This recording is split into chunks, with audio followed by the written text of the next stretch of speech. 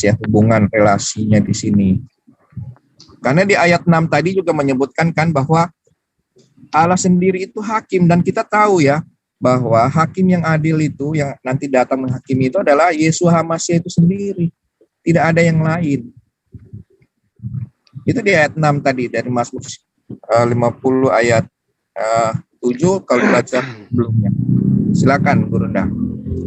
Ya baik, makasih sahabat saya. Jadi kalau misalnya Yesus mengatakan dirinya adalah hakim, kemudian Allah juga mengatakan dirinya adalah hakim, ya itu bagaimana sudut pandang kita melihat. Karena kalau di dalam Al-Quran, di dalam surah Ali Imran ya, Ali Imran ayat 116 sampai ayat 117, di situ sosok yang datang, pribadi yang datang kepada Bani Israel itu justru dihakimi oleh Allah.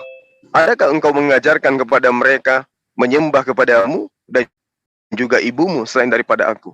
Nah, Yesus mengatakan, ya Maha Suci engkau ya Allah, aku tidak punya hak untuk mengatakan apa yang bukan hakku untuk aku katakan. Aku mengatakan kepada mereka apa yang kamu ajarkan, apa yang kamu perintahkan, yaitu Ani Abdullah Rabbi wa Rabbakum. Sembahlah Allah Tuhanku dan Tuhanmu. Nah, lalu kemudian kalau dikatakan dia hakim, kan jelas dikatakan di dalam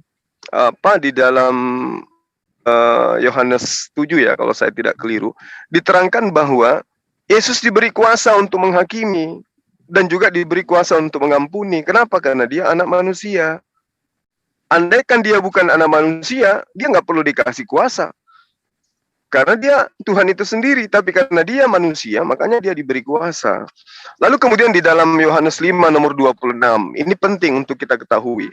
Bagaimana kemudian ketika ada konsep Trinitas, 3 di dalam 1, dianggap bahwa itu adalah sebuah penjabaran daripada keseluruhan pengajaran Yesus. Di dalam data yang ada yang saya sebutkan tadi, Yohanes 5 nomor 26, di situ Yesus sendiri yang menerangkan, sebab sama seperti Bapa mempunyai hidup dalam dirinya sendiri. Jadi Bapa memiliki hidup di dalam dirinya sendiri, dan juga aku Yesus memiliki kehidupan di dalam diriku sendiri. Berarti masing-masing ini adalah pribadi yang berdiri sendiri. Masing-masing mereka hidup dengan dirinya sendiri. Jadi kalau dikatakan Trinitas,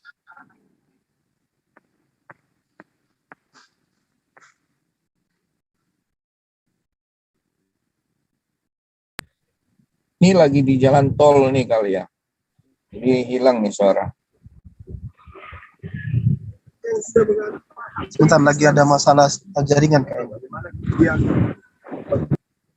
Bagaimana kemudian orang yang menguasai tanah Yudea adalah orang yang memahami konsep politeisme. Begitu mereka mengajarkan konsep politeisme keluar daripada tanah Yehuda atau Yudea, mereka mengajarkan konsep lama, cuman menggantikan daripada Tuhan-Tuhan mereka, dewa-dewa mereka dengan sebutan Yesus, sebutan Roh Kudus, sebutan Bapa dan seterusnya. Jadi satu hal yang ingin saya tegaskan di sini, sahabatku, di dalam Yohanes 5 nomor 26 itu bahwa Yesus itu memiliki hidup sendiri dan Bapa juga memiliki hidup sendiri. Mereka masing-masing adalah individu tunggal yang tidak menjadi setara, apalagi menjadi satu. Itu juga bisa dijabarkan oleh pengakuan Yesus di dalam Yohanes 8 nomor 17, 18, 19. Yesus mengatakan dalam kitab Taurat dan para nabi ada 2 saksi itu sudah sah, dan aku bersaksi tentang diriku dan Bapa juga bersaksi tentang diriku. Jadi dua saksi di situ dikatakan oleh Yesus. Artinya bahwa aku dan Bapa adalah 2. Ketika berbicara mengenai ajaran, maka Yesus mengatakan aku dan Bapa adalah 1. Tapi ketika berbicara mengenai hakikat, Yesus mengatakan aku dan Bapa adalah 2. Saya kira begitu, sahabat Yohanes. Silakan. Ya, terima kasih, Runda Suma ya. Jadi kalau kita membaca di Yohanes 5 ayat 26 yang disebutkan tadi, saya bacakan kembali ya. Sebab sama seperti Bapa mempunyai hidup dalam dirinya sendiri, demikian juga diberikannya anak mempunyai hidup dalam dirinya sendiri. Jadi dari sini terlihat bagaimana ada Trinitas sebenarnya ya. Jadi memang Trinitas itu ada 3 pribadi setara ya, dan tidak terpisahkan. Jadi Trinitas itu di dalam iman itu adalah monoteisme, makanya disebut sebagai ehad, bukan yahid, gitu. Bahkan di dalam perjanjian lama itu sudah ada, ketika manusia jatuh dalam dosa kan, manusia telah menjadi sama seperti salah satu, di garis bawahi kata-kata salah satu, ya. Di Kejadian 3 ayat berapa nih? Saya coba. Ini pas lagi macet di sini ya, jadi saya bisa Kejadian 3 ayat 22 atau berapa? Ayat 22. Berfirmanlah ya sebentar dapat info dari Bunda Zuma, beliau tidak dengar suaranya, jaringannya kayaknya bermasalah. Oh ya udah, kalau memang nggak dengar kita ini aja ya. Nanti kalau udah bagus biar komunikasinya enak nyambung. Sudah kedengaran? Mungkin silakan diganti yang mungkin ada teman-teman silakan. Dilanjut saja. Ya, lanjut. Tapi putus nih. Ya nggak apa-apa, lanjut aja, coba berusaha ditangkap apa yang bisa ditangkap aja. Iya, jadi kalau yang ditangkap tadi, Bunda Suma mungkin dalam pandangan bahwa hanya ada satu pribadi. Nah, di dalam Trinitas kan tidak demikian. Ya, ada 3 pribadi. Jadi sama posisinya, setara gitu ya. Jadi tidak ada ordinat gitu ya, nggak ada, setara, terpisahkan. Jadi Bapa dalam Trinitas, Bapa Elohim, Anak juga Elohim, Roh Kudus juga Elohim. Tetapi Bapa bukan anak, anak bukan Bapa bukan Roh Kudus juga bukan anak. Seperti itu. Memang di dalam bahasa Indonesia itu ada kesulitan ya, sering mengatakan 3 pribadi. Gitu. Tetapi itu di dalam Bible itu ketika membaca itu kelihatan sebenarnya. Bahkan dari kitab Kejadian 3 ayat 22 tadi itu udah saya bacakan, berfirmanlah Yahweh Elohim, sesungguhnya manusia itu telah menjadi seperti salah satu dari kita. Makanya kenapa kata ganti Elohim menggunakan Elohim, nggak menggunakan kata ganti tunggal gitu ya. Bahkan di Sema Israel mereka masih menggunakan Adonai, nggak menggunakan Adon yang kata ganti tunggal gitu ya. Seperti itu. Jadi kalau merefer ke Yahudi pun sebenarnya sama. Mesias itu ya Elohim. Nanti kawan-kawan bisa inilah sambil belajar tentang Yahudi, Yudaisme juga ya. Kan ada online semua. Yahudi itu tidak menganggap, Pak, tidak menganggap Yesus. Saya sudah lihat dari rabi-rabi, lihat dari Yahudi pada saat mereka itu berdiskusi dengan orang Kristen bagaimana. Tidak ada yang mengaku Yesus itu, tidak ada mereka. Ya, mereka itu nggak mengaku Yesus sebagai Mesias, bro. Pemaksaan, Bapak itu maksa gitu kan, berusaha untuk ngumpet di ketiak Yahudi, sementara Yahudi sendiri tidak mengakui. Dipaksa. Begini, saya bilang Mesias, tadi jangan dibawa ke situ. Buat Yahudi Mesias itu adalah Elohim. Nggak ada, Pak, yang bilang seperti itu, nggak ada. Itu cuma Kristen aja yang bilang seperti itu. Ini Bapak beda lagi sama saya. Jadi orang yang itu mereka menantikan Hamasia. Mesias itu banyak, tapi Hamasia itu cuma satu. Mereka menantikan Hamasia, ya. Iya, saya paham. Kalau orang Kristen itu sudah datang, seperti di Islam. Tidak pernah, Pak, mengakui yang namanya Yahudi mengaku sebagai Yesus itu siapa. Mereka tidak ada yang mengaku. Silakan Bapak cek aja kalau nggak percaya. Bapak bicara aja dengan rabi-rabi. Ini udah beda ini ya, nggak ada irisannya soalnya. Bukan, yang Bapak saya kan bicarakan ke situ, dengan yang Bapak bicarakan nggak ada irisannya. Bapak kan bawa-bawa ke Yahudi, makanya saya pun di sini pun berbicara mengenai Yahudi juga gitu kan. Kristen itu lebih paham Yahudi, Pak, daripada Bapak. Oh, Bapak ngerti bahasa asli kalau begitu? Ya. Bahasa aslinya ngerti Ibrania. Nah, ini yang sering dibawa harus mengerti bahasa asli baru bisa mengerti bahasa Yahudi. Disinilah Pak ya, Bapak berusaha untuk mempertahankan, padahal Bapak jelas-jelas salah gitu kan. Orang-orang Yahudi mengerti sama bahasa aslinya. Pak, saya tanya Pak, gini loh, saya tanya, untuk memahami bahasa Inggris. Kalau ada orang yang nggak tahu bahasa Inggris, orang itu bisa melihat kan terjemahan interlinear. Diakui, Ya kan? makanya disitulah Kata per Bapak harus kata, belajar, Pak. ada Harus kamusnya. Kalau misalkan Ya, nggak ada toh nanti masalah. Bapak Satu-satu mengerti dulu. sama terjemahannya Satu-satu saja, dulu yuk, gantian. Bapak ngerti sama terjemahannya saja, Bapak bisa tersesat. Begini loh Pak, kalimat Bapak yang mengatakan harus bisa bahasa Ibrani, artinya bisa ini baru bisa memahami. Enggak begitu Pak. Lah, Kami terus bukan gimana umat terjemahan? yang hafalan gitu loh, maksudnya Terjemahan. hafalan. Oh jelas, Bible menghafal. nggak ada yang hafal, Pak. Ayo gantian Ada yang hafal. satu-satu. Kita itu yang mengerti isinya.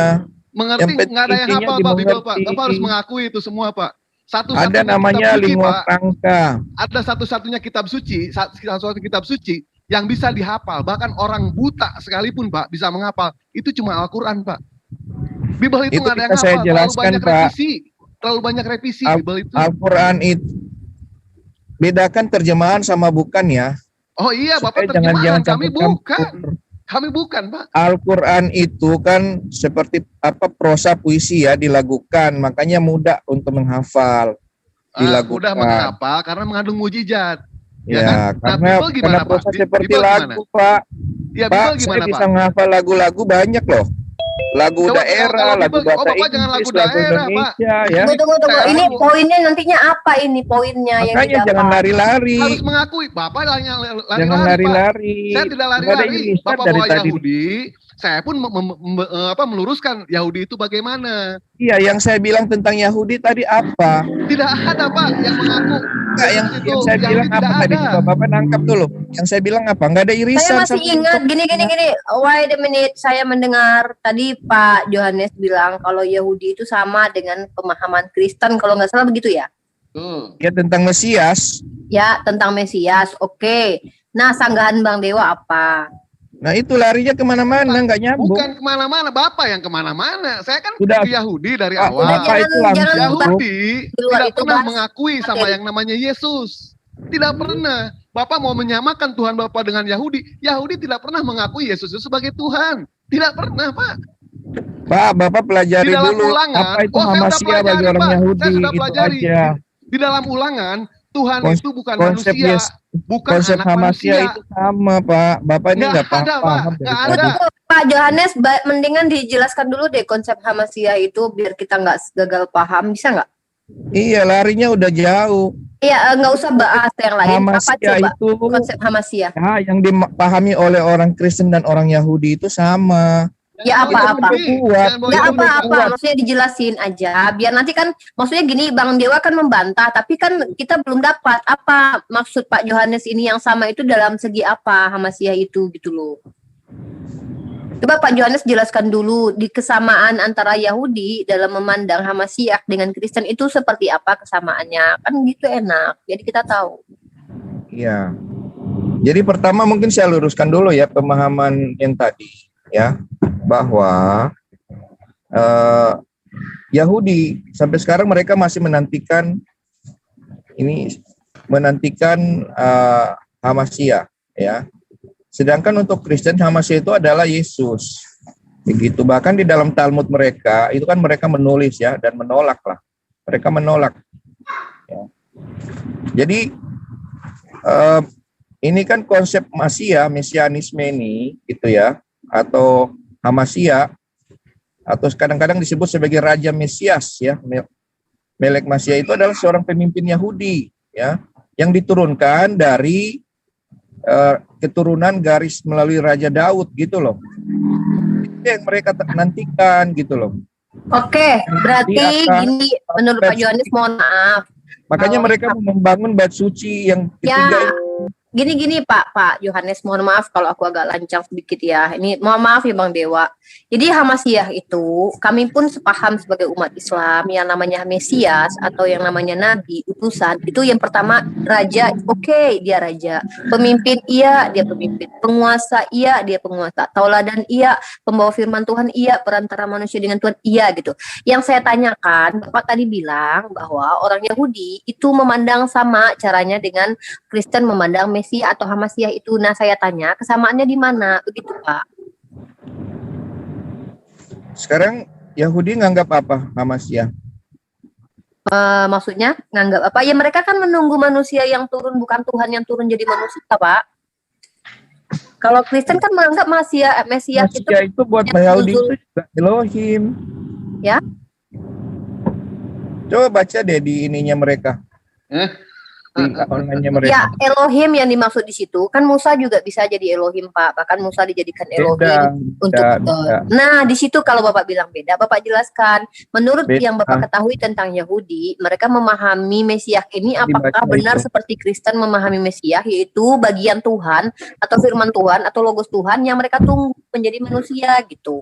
Itu dijelasin, Pak. Karena gini, kalau Bapak membawa paham dari Yahudi, Bapak harus membawa literasi. Kalau tidak, itu Bapak seolah-olah ngeklaim sesuatu yang bukan ada keimanannya dengan Bapak. Nah, jadi orang Yahudi apa bisa nerima atau itu kan kita harus dari Yahudinya dong. Nah, kami umat Islam kan juga belajar nih tentang Yahudian.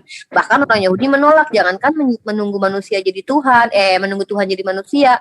Bahkan Mesias yang mengatakan bahwa menyetarakan katanya dengan Tuhan aja dilempari batu. Nah, artinya kalau memang mereka menunggu Tuhan nuzul, otomatis mereka akan pertimbangkan Yesus yang bisa menghidupkan Lazarus dan segala macam. Nah, gitu maksud saya itu begitu. Yang ditunggu orang Yahudi sepengetahuan Bapak itu apa sih? Tuhan yang nuzul jadi manusia atau Mesias yang sama seperti umat Islam pahami gitu, yaitu Raja Mesias. Gitu. Raja Mesias, mereka menantikan juru selamat. Dan di dalam Yesaya itu dikatakan Pak, juru selamat itu banyak. Ehud itu juga juru selamat, Pak. Dia juga Musa juru selamat, Pak. Musa. Ya, jadi mana kesamaannya antara Yahudi dengan Kristen yang Bapak klaimkan tadi itu, mana dalilnya, datanya gitu, di mana, Pak? Setidaknya Bapak kasihlah tanggapan Rabi gitu, atau siapa kek gitu, Cayono kayak gitu bikin dari Yahudi gitu kan, yang bilang bahwa kami memandang Mesias itu sama sebagaimana Kristen memandang, yaitu bagian dari Tuhan, Trinity-nya Tuhan. Nah, itu Pak. Jadi kan enak diskusinya, nggak debat kusir. Tidak debat kusir. Yang pertama, Bibelnya Kristen itu, Perjanjian Lama itu Tanak, itu diterima full oleh orang Kristen 100%. Oh, ya? Itu kita tahu, itu bukan rahasia ini lagi, Pak. Maksudnya kita umat itu, tapi sama cara memahami Bible, terjemahan lama dengan Tanaknya orang Yahudi. Karena orang Yahudi kan, mohon maaf ya, makanya Bang Dewa tadi bilang Bapak paham bahasa aslinya. Karena orang Yahudi itu selain mereka nggak bisa dipatokan kalau pertanyaan begitu tuh. Gimana? Itu nggak bisa jadi patokan. Bapak bawa Yahudi yang mana yang menyamakan Mesias dengan pandangan Kristen dengan Yahudi mana ini? Karena kalau itu nggak bisa jadi patokan, Bapak setidaknya bawalah sekte Kristen, sekte Yahudi yang menunggu Trinitas Tuhan menjadi manusia gitu loh, Pak. Nah, baru etis diskusinya. Sama kayak gini nih, saya bilang nih, Kores itu sebenarnya tuh nggak suka perempuan. Nah, nggak bisa, Pak, harus saya buktikan. Kalau nggak saya menuduh gitu loh. Harus saya buktikan bawa orang lain dalam perdiskusian kita.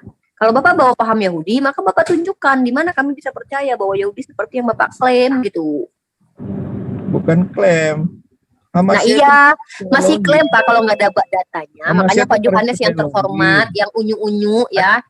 Mana datanya Pak Yohanes yang berhati tidak sombong, rajin ngamuk, itu loh. Maksudnya di mana datanya? Itu di kitab Kejadian itu nanti ada ya, ada linknya mereka, penjelasan tentang Elohim dan Mesias itu.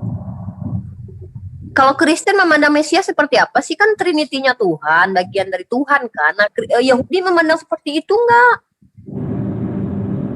Yahudi mana? Yahudi di zaman Herodes yang menunggu Tuhan jadi manusia gitu loh Pak, intinya Pak.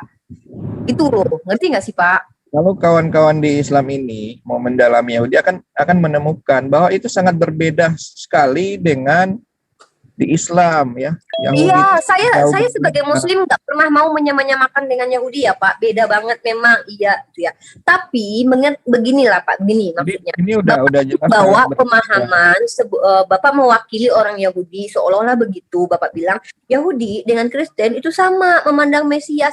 Nah, saya kan kembali tanyakan datanya mana, Bapak nggak bilang. Terus saya tanya. Kalau misalnya nggak ada yang bisa ngeluarin data, sini aku tunjukin. Nah itu tuh siapa namanya? Brethren Yohanes, zaman Yeskiel udah raja, ada lagi nggak? Itu kan tanah itu dibagi ada masa hakim-hakim, kemudian raja-raja, makanya kita raja-raja 1, 2, 3, lalu nabi-nabi kayak gitu. Iya, kadang seringkali raja dan nabi itu berbarengan mereka itu. Nah, zamannya Yeskiel, ada raja Yahudi masih ada nggak? Coba ditunjukkan saja ayatnya. Oke, pertama kita pahami dulu ini ya. Ini kita bicara Mesias ya, yang merupakan Melek, yang merupakan nanti raja Yahudi. Nah, kita buka dulu di sini. Perhatikan. Ini chronological timeline of kings and prophets. Jadi kronologi dari raja-raja dan nabi-nabi. Ini kita lihat di sini. Nah, ini di tahun 1079 itu nabinya Samuel, rajanya Saul. Terus di tahun 1000-an lagi nabinya Nathan, rajanya David. Nanti Ahijah the Silonit, rajanya Solomon gitu. Lanjut sampai ke zaman nabi-nabi terakhir. Itu ada Zefanya, ada Yeskiel, ada Yoel, ada Daniel, sama Yeremia. Nah, ini raja terakhirnya itu Zedekiah ya. Raja terakhirnya Zedekiah, kemudian mereka lanjut ke masa-masa Exodus, yaitu mereka dibuang ke Babilonia.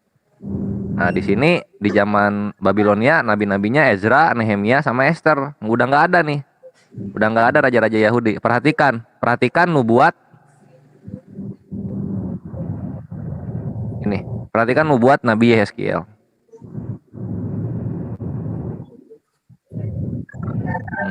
Kita buka sekarang di ini. Yeskiel 45, kita buka. Nah, di sini Nabi Yeskiel bernubuat. Raja di masa depan yang akan datang untuk Yahudi akan mengolah lembu jantan sapi ya sebagai korban penghapus dosa untuk dirinya dan untuk seluruh penduduk negeri. Mau diimani nggak? Ini Mesiasnya Yahudi akan memberikan korban penghapus dosa untuk dirinya.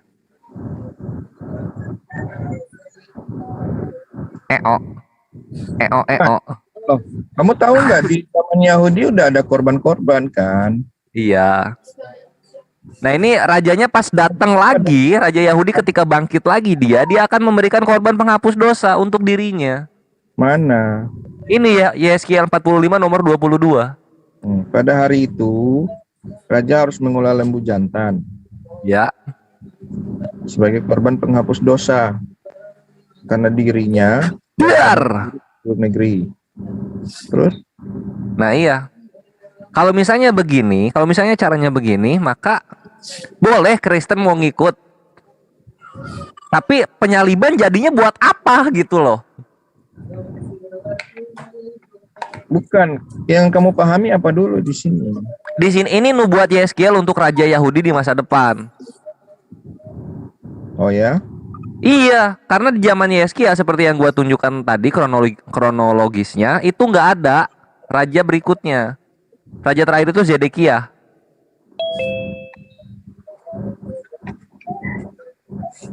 Maka nanti ketika Mesiasnya yang ditunggu-tunggu oleh kekristenan karena numpang ke Yahudi, maka Mesias yang akan datang itu akan memberikan korban penghapus dosa untuk dirinya. Dan juga untuk seluruh penduduk negeri. Ini sama ketika Mesiasnya Yahudi datang, maka langsung auto runtuh keimanan kekristenan. Karena ini yang dilakukan pertama kali oleh Raja Yahudi tersebut. Runtuh sudah itu penyaliban menebus dosa itu. Itu ada kaitannya ini nggak Kores sama Israel yang bikin lembu warna merah itu? Iya emang bukan apa memang nanti lembunya itu lembu merah itu. Nah, saya bisa ikut nimbrung nggak? Boleh. Oke. Ya. Jadi kan gini. Nanti habis Akin Alwan Gurunda lagi ya. Kayaknya Gurunda koneksinya udah bagus. Lanjut. Oh siap. Ya. Jadi kita sudah dekat kota. Jadi kan sebenarnya narasi yang mau disampaikan sama siapa Pak Yohanes itu kan bagaimana perjanjian baru itu berkesesuaian dengan perjanjian lama kan gitu. Jadi nubuatan perjanjian lama itu digenapi oleh Yesus kan seperti itu kan. Itu akan terus jadi polemik karena mereka akan terus berkeyakinan seperti itu. Sekarang kita uji saja nih, kita uji materi ya. Kalau di persidangan kita uji materi.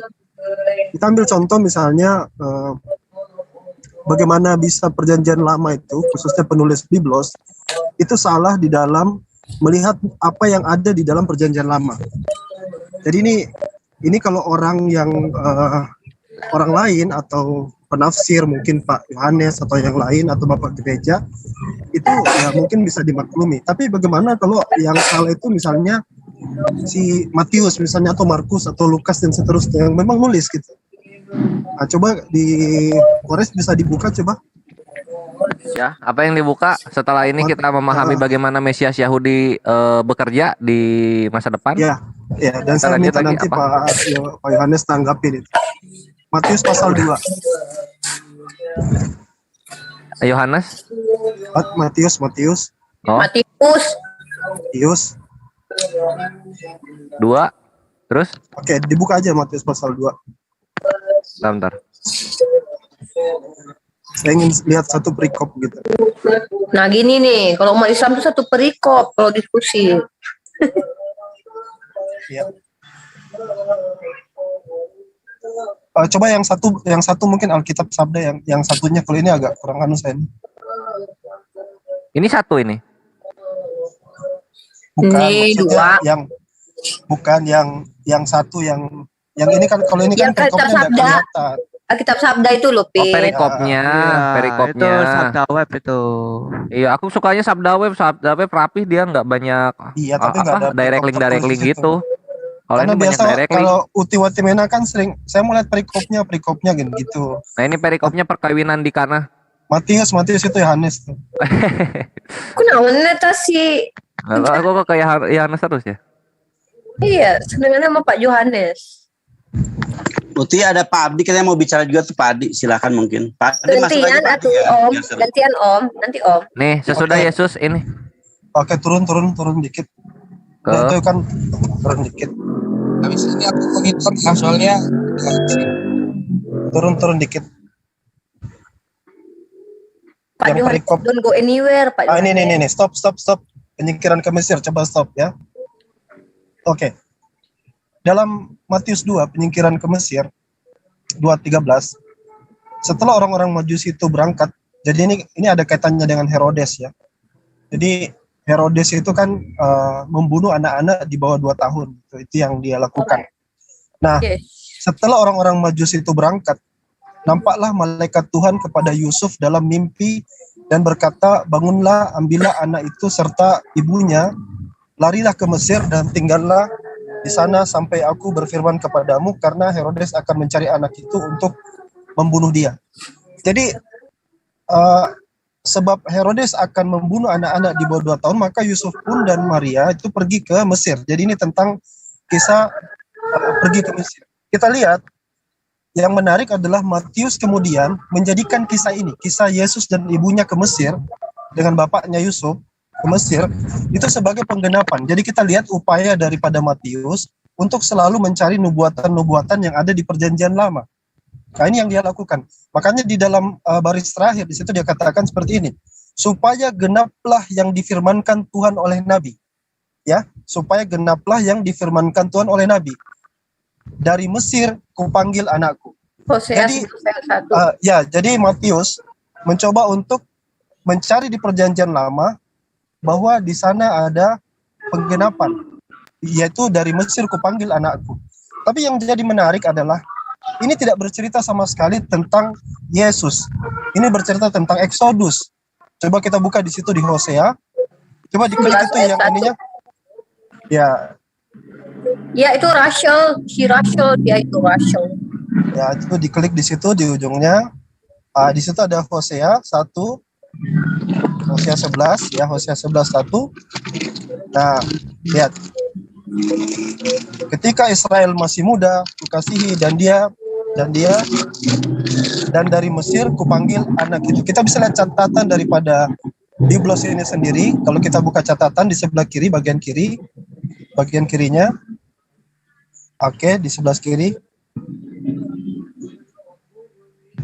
Turun ke bawah. Oke. Hosea 11:1, Allah menunjuk kepada sejarah Israel ketika mereka dibawa keluar dari Mesir untuk menjadi bangsa yang merdeka. Ini bukan nubuatan bahkan. Ini bahkan bukan nubuatan. Terjadi. Ini tetapi sebuah kejadian gitu. Cuman memang upaya Matius untuk Matius dan penulis-penulis gospel, dan ini banyak sekali terjadi, saya bisa berikan banyak contoh. Mereka berusaha untuk mencari-cari, menyesuaikan dengan apa yang ada di perjanjian lama, meskipun tidak nyambung. Hosea ini bercerita tentang kejadian Exodus di mana mereka keluar dari Mesir, ya, mereka keluar dari Mesir, Exodus, keluaran, gitu. Tidak ada sangkut pautnya dengan Yesus, tapi karena ingin dikait-kaitkan, mungkin anggapan saya gini, mungkin Matius itu baca ada tulisan gitu, tapi dia nggak cross check gitu, bahwa ada kalimat bahwa dan dari Mesir kupanggil anakku. Kemudian dia lihat, loh ini ada Mesir, berarti dia harus pernah ke Mesir ini, itu kan kata Matius. Jadi ada 4 gospel, Lukas, Matius, Yohanes, dan Markus, tidak ada yang mengutip cerita tentang Yesus ke Mesir, itu kecuali Injil Matius seorang aja. Dan yang paling patut dicurigai adalah bagaimana dia berupaya supaya Yesus itu berkesesuaian dengan nubuatan, dengan cerita di perjanjian lama, adalah dengan mentaut-tautkannya. Sayangnya, unfortunately, sayang sekali, itu tidak ada gitu. Kisah itu di Mesir. Itu bahkan bukan nubuatan. Hosea bercerita tentang kejadian Exodus, kejadian orang mengungsi keluar karena terjadi perbudakan di tanah Mesir. Ya, meskipun secara catatan sejarah, kisah itu bahkan tidak ada bukti kalau peninggalan Arkeologis. Bukti arkeolognya, artefak dan lain sebagainya itu nggak ada sama sekali. Nah, sama juga ketika misalnya ada sesuatu yang ditulis oleh Matius juga, Matius mengatakan bahwa dia akan dipanggil sebagai Nazarein atau orang Nazaret. Nah, kita cari di perjanjian lama, dan saya bahkan minta mungkin Pak Yohanes untuk coba cari di perjanjian lama, apakah ada nubuat untuk Mesias bahwa dia akan dipanggil orang Nazarein. Pertanyaan besarnya, Matius dapat nubuatan ini dari mana? Nubuatan ini dari mana? Karena ini sangat erat kaitannya dengan Lukas dan Matius yang nanti mereka katakan dia dari Nazaret, padahal dia lahirnya di Bethlehem, kan gitu. Nah, ini problematik sebenarnya. Kita melihat ya, kalau kita kaji ini secara teliti dan kritis, upaya untuk mentautkan bahwa Mesias yang dijanjikan orang Israel itu, mereka dijanjikan dengan seorang Mesias yang akan datang untuk membantu mereka, menyelamatkan mereka dari penjajahan, itu sama sekali tidak nyambung dengan Yesus di perjanjian baru. Bahkan kalau kita lihat figur Yesus sendiri, Dionysius dan Osiris itu lebih mirip ke Yesusnya. Bagaimana seperti kita lihat Yesus yang merubah air menjadi anggur, itu persis dengan Osiris, ya, dewa daripada Mesir, dan juga Dionysius, dewa daripada pagan. Sifat-sifatnya, air menjadi anggur, kemudian mukjizat yang dia lakukan, itu ceritanya itu bahkan hampir sama. Nah, itulah yang saya katakan mungkin sebenarnya untuk menjawab pertanyaan atau impian dari Pak Yohanes dan teman-teman bahwa yang dijanjikan itu adalah Yesus, saya pikir itu akan lebih nampak dan jelas kalau misalnya dirinci secara pendekatan kritikal tekstual. Itu kita akan dapati banyak kesimpang siuran di situ, atau sesuatu yang dipaksa-paksakan lah, kira-kira seperti itu. Sebelum ke Gurunda Zuma, aku dulu sedikit menambahkan Ustadz Alwan dong. Ini ada yang Pak Alwan kayaknya. Aku mau share screen. Jangan panjang-panjang, aku mau ada urusan. Enggak, ini Nah, gini Pak Yohanes, intinya yang disampaikan Ustaz Awan tadi itu aku tambahin kebingungan kita ketika kita baca di Septuaginta Pak Yohanes. Nas yang dikutip Matius itu enggak kayak gitu. Kalau di Septuaginta itu begini bunyinya di Hosea 11 ayat 1. Ingat ya, Septuagint ini lebih dulu ada daripada teks Mesora. Pagi-pagi sekali mereka diusir. Raja Israel telah diusir karena Israel adalah seorang anak kecil dan aku mengasihi dia dari Mesir aku memanggil anaknya. Nasnya itu berubah gitu loh. Di teks Mesora dari Mesir kupanggil anakku. Kalau di Septuaginta dari Mesir kupanggil anak-anaknya. Gitu loh. Tapi kenapa si penulis Matius kutip terjemahan teks Mesora yang ada justru 9 abad setelah Masehi? Kenapa padahal teman-teman Kristen semua dari seluruh dunia tuh percaya, Kristen Ortodok, Katolik, apapun lah, percaya bahwa itu berpatokan kepada Septuagint. Karena Septuagint ada duluan sebelum Yesus lahir gitu. Anehnya Septuaginta menuliskan nasnya bukan begitu, bukan seperti yang ditulis sama Matius, dari Mesir kupanggil anakku, bukan, tapi dari Mesir kupanggil anak-anaknya. Itu so really different. Thank you. Udah. I'm done.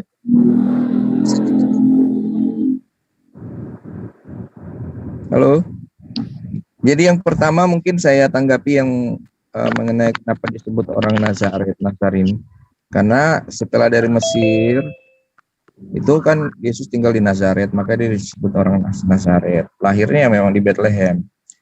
Kemudian mengenai dari Mesir kupanggil anakku, ya. Bukan Pak, yang Nazarin itu di mana nubuatan Yesus itu akan dipanggil Nazaret, orang Nazaret di perjanjian lama gitu. Jadi kesannya Matius itu mengarang gitu. Mengarang gimana? Matius mengatakan ada nubuatan bahwa dia akan dipanggil seorang Nazaret. Ya, Matius mengatakan dia akan dipanggil seorang Nazaret. Pertanyaan saya, di mana dikatakan dia akan dipanggil seorang Nazaret itu di dalam perjanjian lama? Kalau kita buka perjanjian lama, sama sekali tidak ada ungkapan seperti itu. Ini kayaknya udah pernah dibahas kan sama Bro Alwan dulu. Ya, di mana? Udah pernah saya jelasin ya, kan tuh. Di mana? Udah pernah saya jelasin kan sebenarnya dulu. Iya Ini kan? siapa ya? Pernah di mana ya? Pernah dijelaskan kenapa disebut Maksudnya orang kita berdua. Enggak ada. Enggak ada itu Pak Yohanes. Jangan lari dari penjelasan hal ini. Ini kenyataan yang harus diterima. Iya, saya pernah saya jelasin. Coba ingat-ingat kenapa bisa dilupakan terus ditanyakan lagi gitu ya. Iya, walaupun sudah pernah diulangi lagi biar tercerahkan seluruh makhluk Pak Yohanes. Jangan khawatir, tenang aja. Kebenaran itu diulang-ulang. Tanggapannya mengenai Mesias Yahudi dan Mesias kekristenan.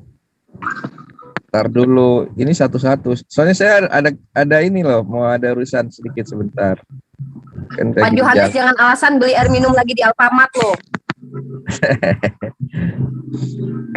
Jadi saya cuma sebentar habis saudara Yohanes, silakan. Ya. Jadi dari Mesir kupanggil anakku, ya. Saya ingin sampaikan bahwa buat kami orang Kristen itu kejadian sampai wahyu itu seperti yang disebutkan oleh Yesus sendiri. Kitab Taurat, kitab para nabi dan Mazmur itu semua menulis tentang dia, tentang Yesus. Ya.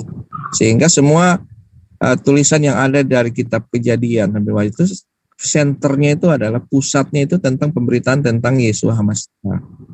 Makanya kenapa sering dibuat seperti itu. Nah, apa yang terjadi kepada bangsa Israel ya secara fisik itu adalah gambaran ya. Kami semua orang Kristen itu tadinya itu adalah di Mesir ya. Mesir itu adalah lambang perbudakan ya. Mereka melewati laut menyeberangkan waktu dikejar. Itulah gambaran daripada baptisan ya. Jadi ketika membaca kitab apa saja ya, apalagi Tanak, ketika seperti saya ketika membaca kitab Kejadian sampai ke Wahyu ya atau Tanak lah misalnya ya, dari kitab Kejadian sampai dengan Maleakhi, maka saya itu menempatkan posisi pikiran saya itu di situ. Wah, ini pemberitaan tentang Yeshua HaMasyiah, dan saya menemukan. Jadi bukan hanya ini saja. Ketika tapi diakui dulu, berarti Matius salah ini ngutip kan? Matius salah ambil ayat kan? Tidak salah. Oke, itu dulu dibantah gitu. Sebelum kita berandai-andai bahwa ada ayat yang lain juga, atau ayat yang lain juga yang mendukung selain ini gitu.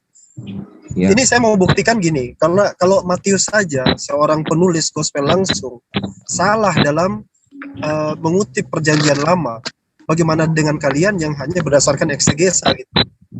Kalau Matius sendiri saja yang dianggap sebagai murid Yesus, ya, tidak mengerti dengan perjanjian lama yang dia kutip, bagaimana dengan kalian yang di abad sekarang? Matius hidup bersama Yesus, kalian 2000 tahun setelahnya.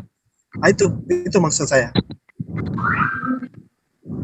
Kalau dikatakan dari Mesir kupanggil anakku atau kupanggil anak-anakku, itu kan nggak ada masalah di situ kalau buat saya. Hosea itu membicarakan tentang siapa? Hosea itu kan membicarakan tentang orang Israel yang keluar dari tanah Mesir. Exodus, keluar dari tanah Mesir. Apa kaitannya dengan Yesus di situ? Itu adalah gambaran. Makanya tadi saya sampaikan di awal. Apa yang terjadi, bahkan begini loh. Bahkan mereka sebelum keluar dari tanah Mesir, itu kan mereka mengadakan Sabat Hagadol. Yang makan tanda darah di pintu-pintunya sama mereka makan itu kan tanggal 14 Nisan. Itu kan digenapi semua itu pada saat oleh Yesus. Jadi itu semua itu gambaran, bro. Jadi nggak ada yang salah di situ. Makanya saya bilang, ketika saya orang Kristen membaca, saya tuh udah paham. Bahkan kitab Rut, kitab apa itu semua ya, itu bisa ditemukan di situ maksud-maksudnya semua, karena Tuhan memang merahasiakan ini ya, hanya memberitahukan kepada orang-orang yang itu, karena Roh Kudus kan yang menulis Bible ini. Jadi authornya atau penulisnya ya, yang memberikan wahyu, itulah yang nanti membukakan rahasia-rahasia daripada apa yang sudah ditulis. Jadi ketika ini ditulis, buat saya langsung mengerti gitu. Maksudnya ini gitu. Halo Pak Johannes, saya mau nambah sedikit boleh nggak? Ini apa? Kristen apa? Saya Kristen. Silakan. Ini ada teman saya ya. Silakan. Tapi tadi Gurunda mau tanggapi gimana? Atau setelah inilah ya? Silakan, Pak. Silakan. Makna dari Mesir kupanggil anakku ya. Itulah kelanjutan daripada ya Gurunda dulu baru itu. Masuk ke yang tadi siapa? Saudara Kristen berikutnya. Tafadhol Gurunda kami. Halo, bisa diteruskan? Atau kasih, ini kan mau menambahkan nih, Bro Kores. Kasih kesempatan ya. Saya melanjutkan Tuhan tadi. Ya. Membantu kawan saya. Gurunda dari tadi udah ini, Gurunda udah udah resen. Ya, silakan Gurunda. Iya, jadi sederhana kok sebenarnya. Suara saya kedengaran? Kedengaran. Loud and clear, jelas banget dan jernih. Tafadhol lanjut. Iya, baik. Jadi kalau kita enggak kedengaran. Bicara mengenai Mesias yang Yahudi itu berasal dari mana dulu?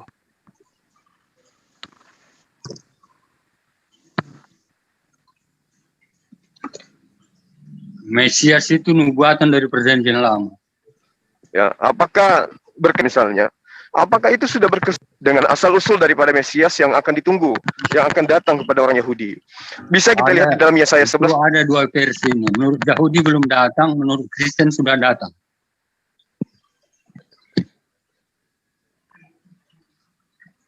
Om Sopan, gantian dulu ngomongnya ya, biar Bang Tuma nanti Om Tadi Sopan. Kan saya sudah minta duluan, kenapa dipotong? Ya, Om Sopan, ya. Boleh saya lanjut? Antri. Boleh saya lanjut sedikit? Silakan. Ya, Di dalam Yesaya 11 nomor 1 itu jelas diterangkan bahwa Mesias yang mereka tunggu itu berasal dari tunas Isai. Lalu kemudian di dalam 2 Samuel 7 nomor 12 sampai nomor 16, Mesias yang ditunggu oleh orang Yahudi itu jelas dari keturunan Salomo. Sekali lagi saya katakan, dari keturunan Salomo yang mereka tunggu.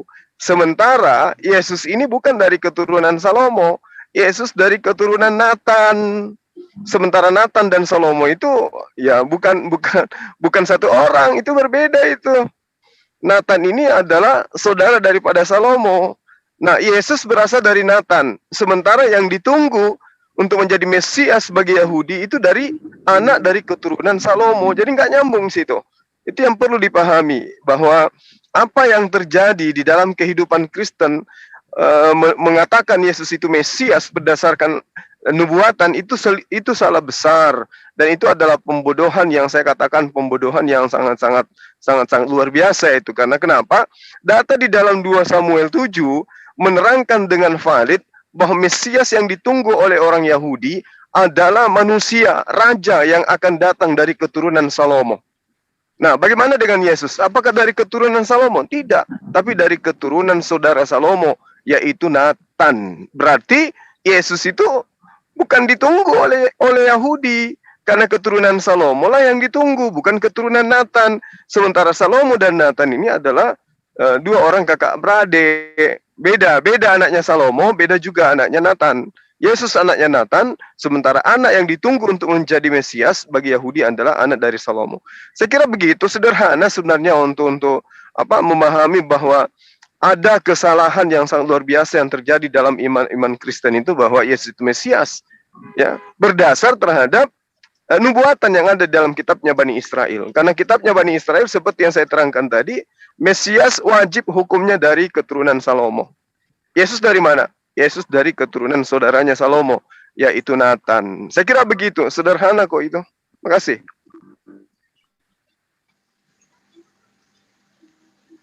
Udah? Ya, Om Sopan, mana tadi? Ini yang mana dulu saya jawab? Saya jawab dulu karena dari Mesir ku panggil anakku ya. Oke. Halo? Ya, kedengaran. Iya, Om Sopan, giliran disuruh ngomong malah basa-basi. Om, giliran tadi orang ngomong ikut aja nimbrung. Lanjut, Om Sopan. Nggak usah saya undang kalau nggak mau bicara di sini. Saya juga tidak suka kok. Silakan. Misi saya sudah selesai dengan debat ini, tapi saya diundang lagi nih. Saya coba-coba tadi. Ini saya jelasin. Dari Mesir ku panggil anakku. Inilah kesamaan nubuatan antara Nabi Musa dengan Nabi Yesus sebenarnya. Dua-duanya dipanggil dari Mesir. Bukan Muhammad itu. Tapi itulah nubuatan karena Yesus sebagai Nabi. Dari dua-duanya keluar dari Mesir. Peristiwanya sama. Misinya sama. Musa itu memanggil orang Yahudi keluar dari perbudakannya. Yesus memanggil manusia ini dari perbudakan dosa. Sama misinya. Dari Mesir dua-duanya dipanggil keluar. Sudah. Sangat jelas kok itu. Tapi kalau dibantahi ya boleh-boleh aja. Saya lanjut. Saya bisa tambahkan ya. Itu lagi tuh.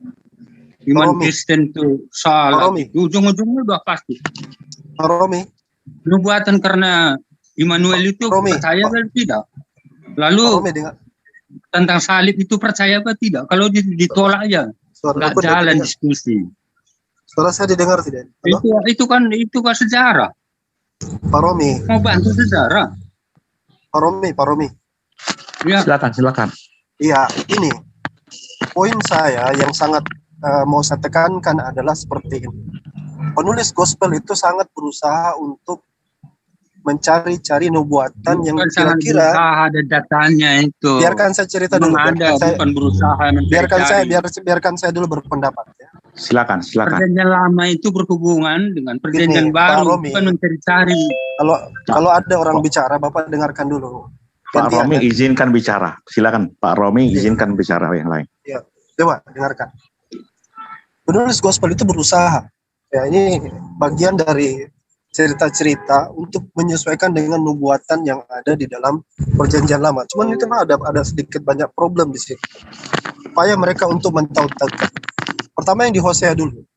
Hosea itu tidak bicara sedikit pun ya tentang nubuatan sebenarnya. Dia hanya bercerita tentang kejadian Exodus, kejadian keluaran, tanpa menyinggung Yesus sama sekali. Matius berusaha untuk mengait-ngaitkan cerita itu dengan Yesus. Ya, Matius, cerita Yesus pergi ke Mesir itu nggak ada di gospel yang lain. Kita nggak dapat cerita itu di Markus, Lukas, Yohanes. Kita nggak ada dapat cerita itu. Kita hanya dapatnya di mana? Kita hanya dapat dia di dalam Matius. Ketika dia taut-tautkan itu dengan Exodus. Makanya kita katakan ini nggak nyambung. Di dalam Hosea dicerita tentang Exodus, itu nggak ada kaitannya sama sekali dengan Yesus. Tapi Matius menganggap itu sebagai nubuatan. Makanya opsi yang paling kemungkinan adalah Matius salah mengutip dalam atau salah memaknai tentang Perjanjian Lama itu. Dipikirnya itu adalah sebuah nubuatan, padahal itu bukan nubuatan, itu adalah cerita sejarah, cerita saja gitu. Nah, yang kedua, misalnya kisah tentang Yesus itu keturunan Daud, ya. Maka yang buat mengarang-arang cerita itu adalah Lukas. Saya ganti kata mengarang. Maksudnya yang mencoba untuk menyesuaikan itu Lukas. Makanya kita dapati di dalam Lukas itu dikatakan bahwasanya Maria dan Yusuf itu ke Bethlehem. Ya, mereka awalnya tinggal di Nazaret. Ini ceritanya beda dengan Matius. Awalnya mereka tinggal di Nazaret, lalu mereka ke Bethlehem. Kenapa? Alasannya disebutkan di Lukas untuk melakukan sensus penduduk.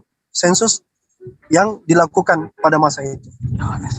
Ya, sensus itu sendiri itu sebenarnya tidak pernah ada, karena pada masa itu sensus yang dilakukan itu bukan di abad ke-6 century, ya ke-6 century, tetapi yang terjadinya itu di 6 century, bukan di abad ke-1, bukan, tapi di abad ke-6 yang ada sensus dari Quirinius itu. Cuman yang saya mau tekankan begini. Dari mana ceritanya? Sejak kapan ada orang melakukan sensus dengan syarat dia harus kembali ke tanah leluhur? Sejak kapan? Kalau kita adakan sensus sekarang, kita bikin persyaratan. Kita akan adakan sensus di mana kalian harus kembali ke kampung leluhur kalian yang 1000 tahun lamanya. Siapa yang bisa melakukan itu? Itulah yang terjadi di dalam Lukas, di mana syarat sensus itu alasan Yusuf dan Maria ke Bethlehem karena sensus itu mempersyaratkan bahwa itu harus diadakan di tanah leluhur. Karena Daud, keturunan Daud, ya, maka dibawa cerita-cerita itu. Jadi cerita untuk menghubungkan, upaya penulis gospel untuk menghubungkan cerita Yesus itu banyak, kerap kali dilakukan dengan mentaut-tautkan, berusaha untuk menyamakan, ya. Bagaimana Gurunda saya tadi sampaikan bahwa dia bukan dari keturunan Salomo tapi keturunan Nathan. Itu kan upaya mentaut-tautkan yang akhirnya gagal juga ketika kita meneliti gospel itu dengan seksama gitu. Jadi ada banyak sekali, kalau kita bisa buka satu persatu itu waktu kita tidak bakal cukup. Tapi paling tidak beberapa yang kita sampaikan tadi itu merepresentasikan bahwasanya itu adalah upaya daripada penulis gospel sendiri. Kalau penulis gospel sendiri salah tangkap, salah memahami, tangkap dalam membuat susunan-susunan cerita yang tidak sesuai dengan konteks sejarah, bagaimana dengan orang yang hidup 2000 tahun saat ini yang tidak tahu Biblos itu, tidak tahu sejarahnya kecuali hanya berlandaskan pada penafsiran-penafsiran belaka. Itu poin dari saya. Boleh saya tanggapi? Begini. Kalau Lukas yang menulis bagaimana? Kalau Matius yang menulis bagaimana? Sangat berkompeten. Jangan disalah-salahkan dong kalau tidak paham. Kalau Lukas dokter di jagoannya itu, apa salahnya dia menulis itu? Jangan menuduh dangkal begitu itu gampang. Ini salah. Saya juga bisa menyalahkan semuanya. Lukas itu dokter itu jagoannya itu. Apa salahnya dia menulis? Luar biasa pengetahuannya. Ya betul sekali Matius itu. saksi Gini. itu. Kalau ditulis Matius salah, kalau ditulis Lukas salah, ya salah semuanya. Boleh saya tambahkan? Boleh Silakan saya itu tambahkan sebentar saya dulu. berdiskusi. Jadi gini, boleh Aku saya keluar tambahkan aja ya. lah modelnya begini, nggak bermutu. Jadi saya ingin Ustaz Alwan ini pertama kali saya berbicara dengan Ustaz Alwan ini. Saya ingin tanya dulu kepada Anda, kitab Anda mengakui kitab-kitab sebelumnya, gitu loh. Anda sekarang mengkritisi Injil kami ya. Saya ingin tanya dulu. Apa Aduh, jangan bawa materi baru, selesaikan dulu. Enggak, maksudnya hubungannya. Saya ingin tanya dulu. Sebelum Anda mengkonsultasi berbicara lebih jauh. Saya ingin tahu dulu pendapat Alwan ini. Selesaikan dulu materinya. Apakah Anda mengakui Injil yang kitab yang diturunkan kepada kita sebelumnya itu kitab yang mana gitu loh. Karena Anda sekarang mengkritisi Injil kami. Saya ingin tahu dulu pendapat tentang itu. Ya. Dan Rifa, pertanyaannya bagaimana? Apakah? Enggak apa-apa. Saya ingin tahu dulu. Saya mau berdiskusi dulu. Saya ingin tahu tentang pendapat Alwan bawa materi baru. Ya, apa pertanyaan Anda apa? Ya. Kitab Anda, Al-Quran Anda mengakui adanya kitab-kitab sebelumnya. Ya. Musa diberi Taurat. Ya. Kemudian Daud diberi Zabur, kemudian Isa diberi Injil gitu. Nah sekarang Anda mengkritisi Injil yang kami pakai. Nah sekarang pertanyaan saya, Injil mana yang Anda akui, yang Anda terima sesuai dengan Alkitab Anda, Al-Quran Anda? Itu saya dulu. Ya. Pertama, ada 3 pandangan Muslim untuk itu ya. Ini suara saya keputus-putus ya, karena suara. Halo. Ini topik tadi berarti udah loncat ya Ustadz ya. Jangan, enggak, itu masih sama. Diam dulu, ini orang baru masuk langsung dibuyarin sama dia. Tadi tuh udah iya, karena kalian bisa langsung lagi di jalan tadi. Baru masuk. Udah ini Ustadz Alwan gimana? Udah clear dengan topik yang tadi? Jangan lari dulu, peran saya juga penting sekali. Kalian bicara Injil kami, dengar ya. Kalian selalu bicara Injil kami, tapi ingin tahu dulu. Apa sedikit? Tidak. Gitu. Robot ya? Boleh sedikit? Tadi Matius sama Hosea dulu dibahas. Matius sama Hosea, jangan yang lain. Ustaz Alwan suaranya robot. Kedengaran? Kores gimana sih Kores? Iya, saya lagi di jalan. Nggak jelas ya suaranya ya. Res, mana nih? Topiknya udah loncat-loncat nih. Kalau mau close lanjut aja dulu. Matius sama Hosea tadi dibahas tugas. Kenapa? Apa yang loncat-loncat? Ini, aduh jangan.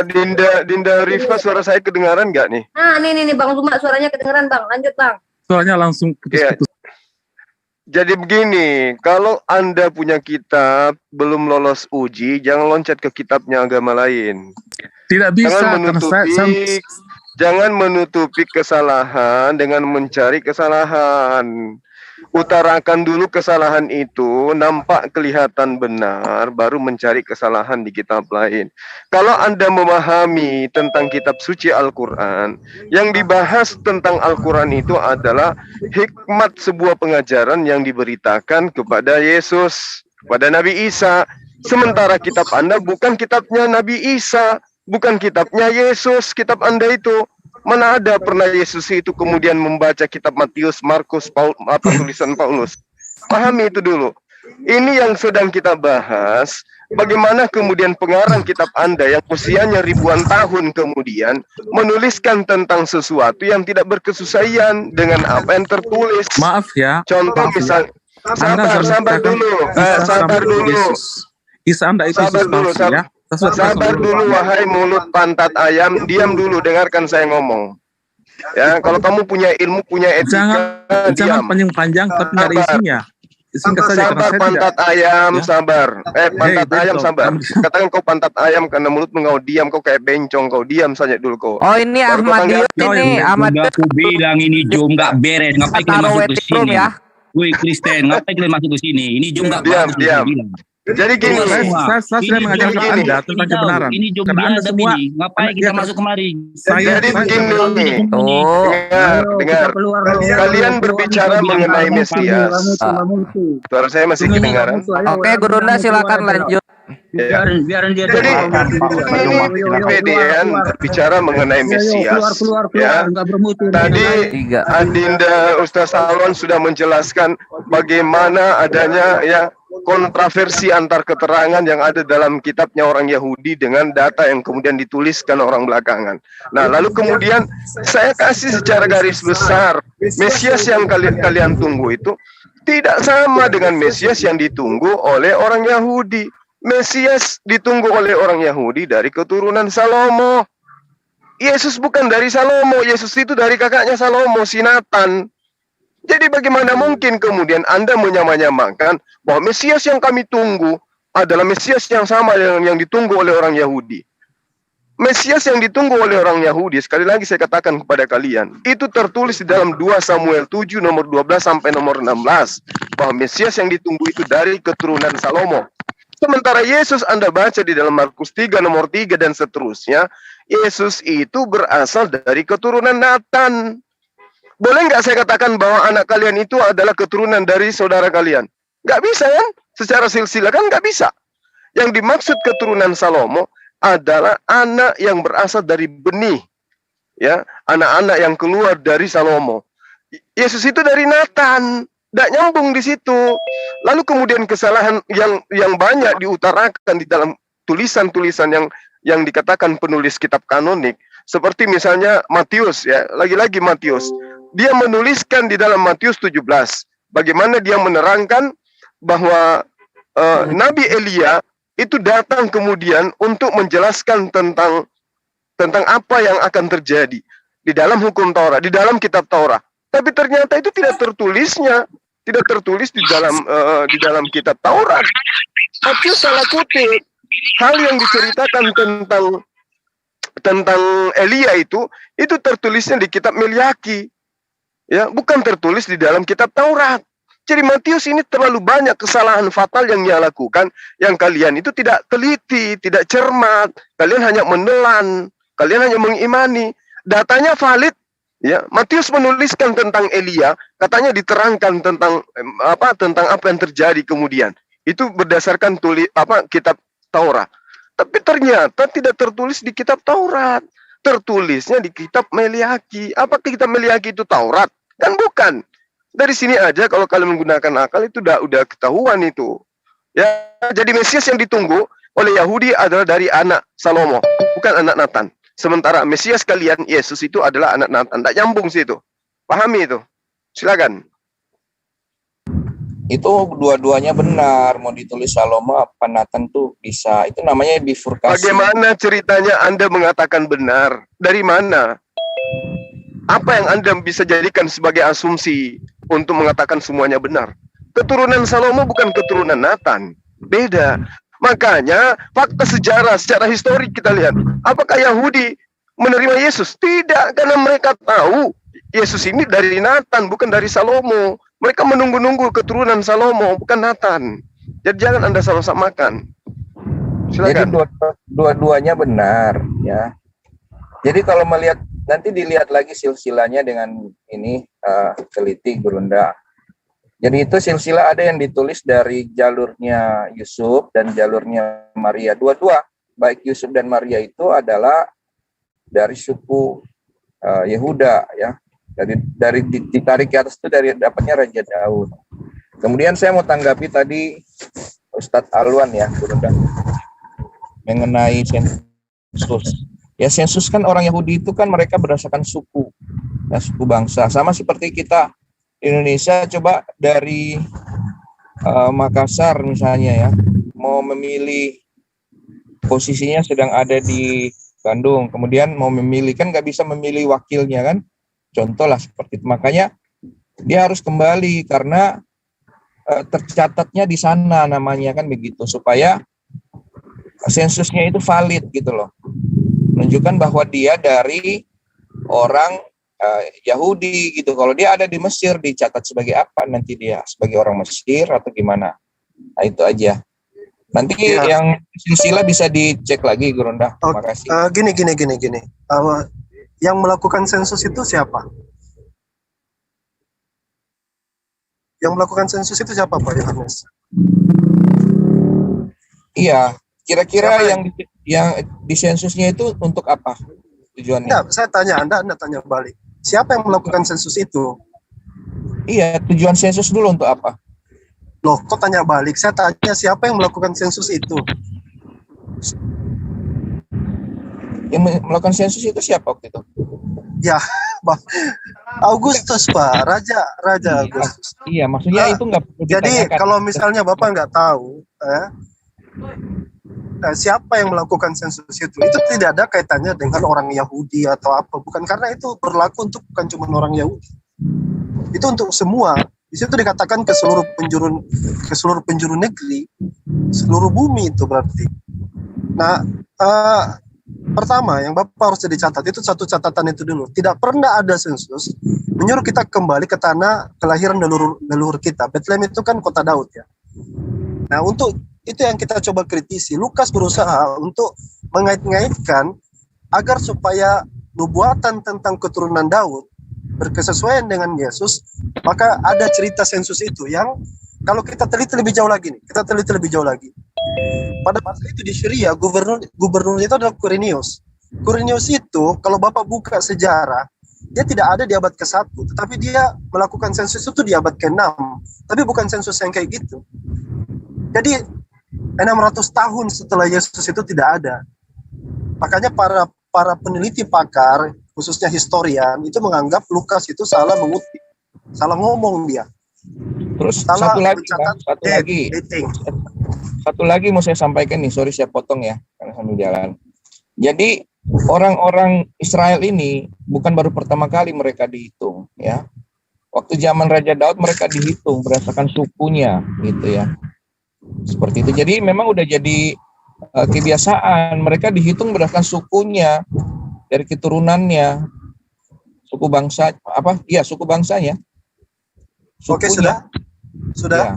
Ya. Nah, tolong jangan dipotong Pak ya. Jadi kalau kita bicara sensus itu mendata gitu. Dan dijelaskan caranya itu yang didatangi atau mendatangi. Itu cara daripada sensus, bukan menghitung jumlah suku-suku Israel. Lain cerita itu. Ini sensus yang dilakukan seorang penguasa Romawi. Dia melakukan sensus. Makanya tokoh Herodes itu kan bukan tokoh figuratif ya, tokoh yang tidak nyata. Itu ada di dalam tulisan-tulisan sejarawan Yunani. Mereka catat kok. Flavius Josephus itu catat. Dalam Antiquity dicatat. Itu sejarah-sejarah itu dicatat. Pertanyaannya adalah ketika mereka mencatat sejarah itu, mereka mencatat itu dengan diskrepensi atau sebuah keganjilan-keganjilan. Misalnya kalau kita bilang Herodes sendiri itu sebelum Yesus lahir, Herodes itu sudah tidak ada. Itu satu. Sejarah ini ya, sejarah. Herodes itu sudah tidak ada. Karena 10 tahun bahkan sebelum Yesus itu ada. Dia mati mungkin di abad ke-4 sebelum before century, BCE. Lalu sensus itu sendiri diadakan di abad ke-6 century. Jadi bagaimana ceritanya Lukas bisa membuat acara sensus kemudian mentaut-tautkan itu dengan Yesus? Itu sesuatu yang pasti orang akan pertanyakan kalau orang belajar histori, sejarah. Makanya beberapa tokoh-tokoh Kristen itu dengan berani mengatakan Lukas salah dalam dating, salah dalam tanggal. Saya bisa munculkan banyak ini karena ini bagian daripada yang saya juga pelajari. Bagaimana kesalahan-kesalahan penulis gospel dalam mengutip-ngutip dalam rangka mentaut-tautkan Yesus itu sebagai Mesias yang dijanjikan di dalam perjanjian lama. Itu perjanjian baru itu bisa dirunut seperti itu. Tapi ini akan pembahasan yang sangat panjang. Tapi fokus dulu kepada yang saya sampaikan di awal itu sebagai sampling aja. Sebagai sampling bahwa ketidakakuratan, ketidakcocokan ya, sebagaimana Matius mengutip tidak cocok ya, dianggap itu nubuatan padahal cuma sekadar cerita aja. Itu pun merujuk kepada Exodus, keluaran daripada bangsa yang mereka diperbudak dan keluar pengungsian lah, lebih seperti itu. Jadi apa poin yang mau saya sampaikan ya, kita lagi dalam perjalanan. Poinnya adalah coba silakan teman-teman saudaraku Kristiani coba untuk pelajari lagi lebih dalam, kajian-kajian ini lebih deep lagi, lebih dalam lagi tentang penulis-penulis gospel ini, khususnya dalam tautan dia merangkaikan itu ke dalam cerita-cerita nubuatan, khususnya nubuatan berkesesuaian dengan apa yang ada di perjanjian lama. Itu dulu, ini goyang-goyang ini mobil ya. Gini aja nanti Ustadz Alwa nanti di-share aja linknya atau mungkin bikin di PPT ditampilin ya. Jadi nanti ada sesi berikutnya bisa kita bahas dari aspek sejarah. Boleh. Kan? Ya, boleh. Ini kita lagi dalam perjalanan. Iya, kalau Bible itu terbuka kok untuk dikritik oleh siapa aja, oleh para ilmuwan banyak yang mengkritik nih tentang bukti-bukti arkeolog dan lain-lain. Itu biasa kan banyak gitu melihat ke Bible, termasuk sensus ini juga kapan, sehingga bisa, karena pada zaman itu kan sudah ada para penulis kan gitu ya, yang menulis peristiwa-peristiwa yang terjadi. Jadi nanti bisa dibandingkan gitu ya. Ya, dan saya bisa pastikan itu tidak ada kecocokan dalam sejarah. Ya, saya sudah tinggal mungkin yang PowerPoint-nya aja itu. Kalau memang butuh PowerPoint. Kalau saya sih sebenarnya kalau Bapak mau lihat itu bisa merujuk ke tulisan daripada sejarawan Flavius Josephus. Ya, nama sejarawannya siapa? Flavius Josephus, Antiquity. Oh, Josephus. Ya. Dia mencatat pokoknya gini, sejarawan itu sensus itu tidak pernah dicatat. Bang Alwan, ya. Kalau sensus mau kita beranalogi pastikan Pak Johannes sebentar, Pak Johannes. Menurut saya sungguh aneh ya kalau sensus penduduk digeser kembali ke kampungnya. Karena fungsi sensus untuk mengetahui tiap-tiap kota berapa penduduknya, berapa detailnya. Kalau orang digerakkan, digeser ke suatu tempat, kemudian mereka bergeser lagi, fungsi sensusnya nggak ada. Iya, betul. Itu pertama. Dan kedua, Anda bisa bayangkan gerakan orang, jutaan orang yang bergerak mencari tanah leluhurnya. Itu yang kedua. Itu sangat impossible itu. Yang ketiga, dia disuruh mencari bukan orang tuanya, tetapi leluhurnya gitu. Kembali ke tanah leluhur.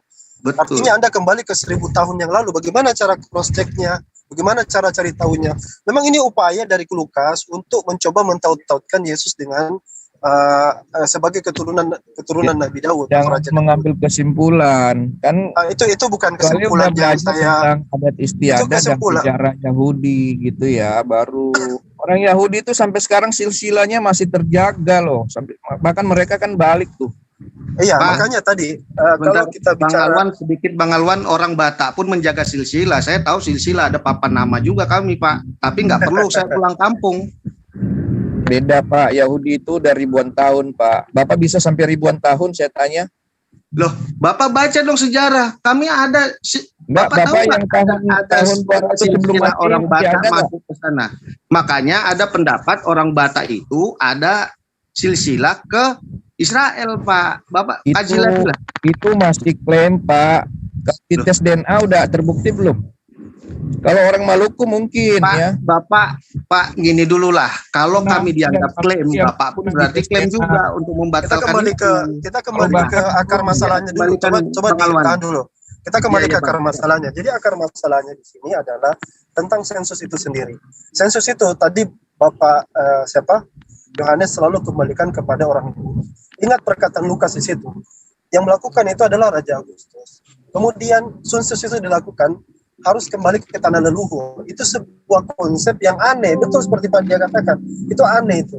Orang mau sensus kembali ke tanah leluhur. Bagaimana caranya? Jadi itu tidak lain dan tidak bukan upaya Lukas supaya ada keterkaitan tentang keturunan Daud. Bagaimana ceritanya dia bisa lahir di Bethlehem gitu loh. Versi Lukas dan Matius tentang Yesus lahir di Bethlehem itu berbeda. Di dalam Lukas itu Yesus itu dari Nazaret baru dia ke Bethlehem. Di dalam Matius dia sudah di Bethlehem, dia ada di Nazaret, sudah di Bethlehem gitu. Dan versinya dua-dua ini beda. Gampang saja Pak Yohanes, Bapak baca aja masing-masing itu, sandingkan satu-satu itu nggak ada yang klop, beda kiri kanan.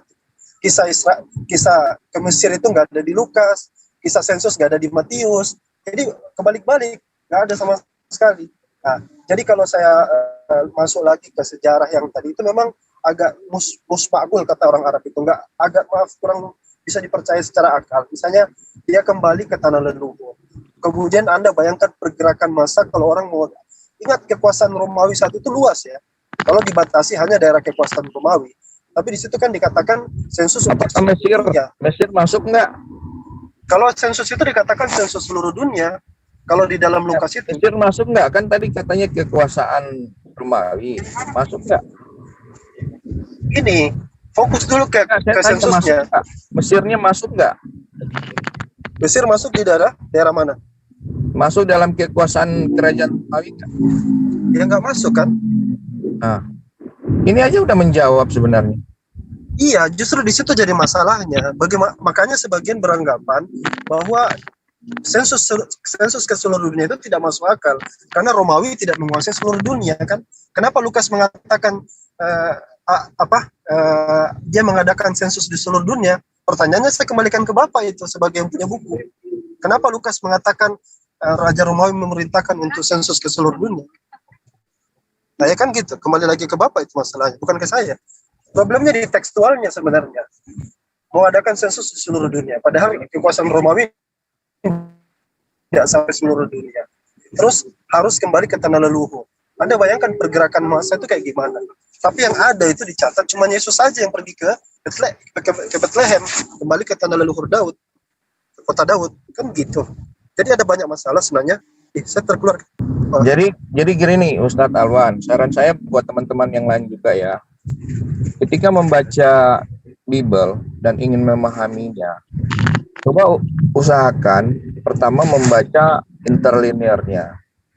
Karena terjemahan itu ya ada interlinear, ada yang secara kontekstual supaya kekinian gitu ya. Ada yang semantis dan mungkin ada yang lain. Supaya apa?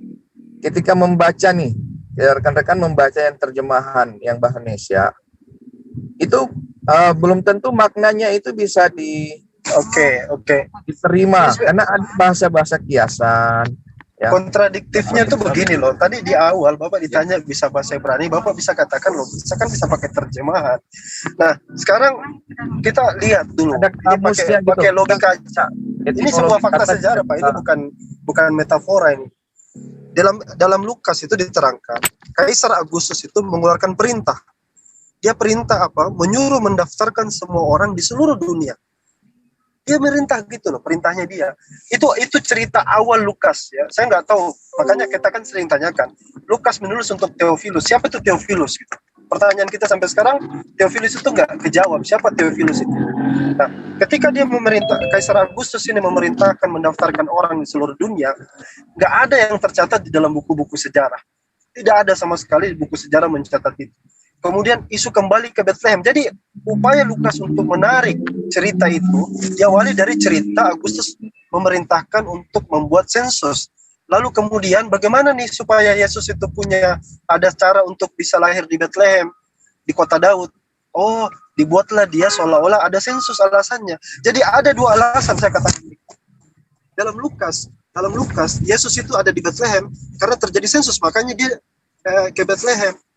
Tapi kalau di dalam versi Matius dia sudah lahir duluan. Makanya ini dua cerita yang satu karena sensus, satu karena Raja Herodes mau membunuh anak-anak. Jadi ada diskrepensi di situ, itu maksudnya jelasnya gitu. Tapi ini lagi di jalan, nanti kita lanjut lagi. Teman-teman yang lain mungkin mau sambung. Ya, silakan yang lain. Ustadz Alwan. Ya, Ustadz Alwan. yang lain. Ya, monggo Bang Dia. Ya, itu waktu Yesus lahir bukannya anak bayi lagi dibunuh-bunuh ya? Ya, itu juga ada itu ini di Bang, versi Matius, di versi Matius di Herodes ya. Raja Herodes. Nah, yang aneh di situasi ini tiba-tiba dia datang sensus. Padahal lagi mau dibunuh-bunuh, gimana itu, Bang? Ya, makanya baca, Bro. Ya, itulah yang begini. Makanya saya katakan Matius itu berbeda sendiri, Lukas itu berbeda sendiri. Dalam perjanjian baru hanya dua yang menceritakan tentang kelahiran Yesus.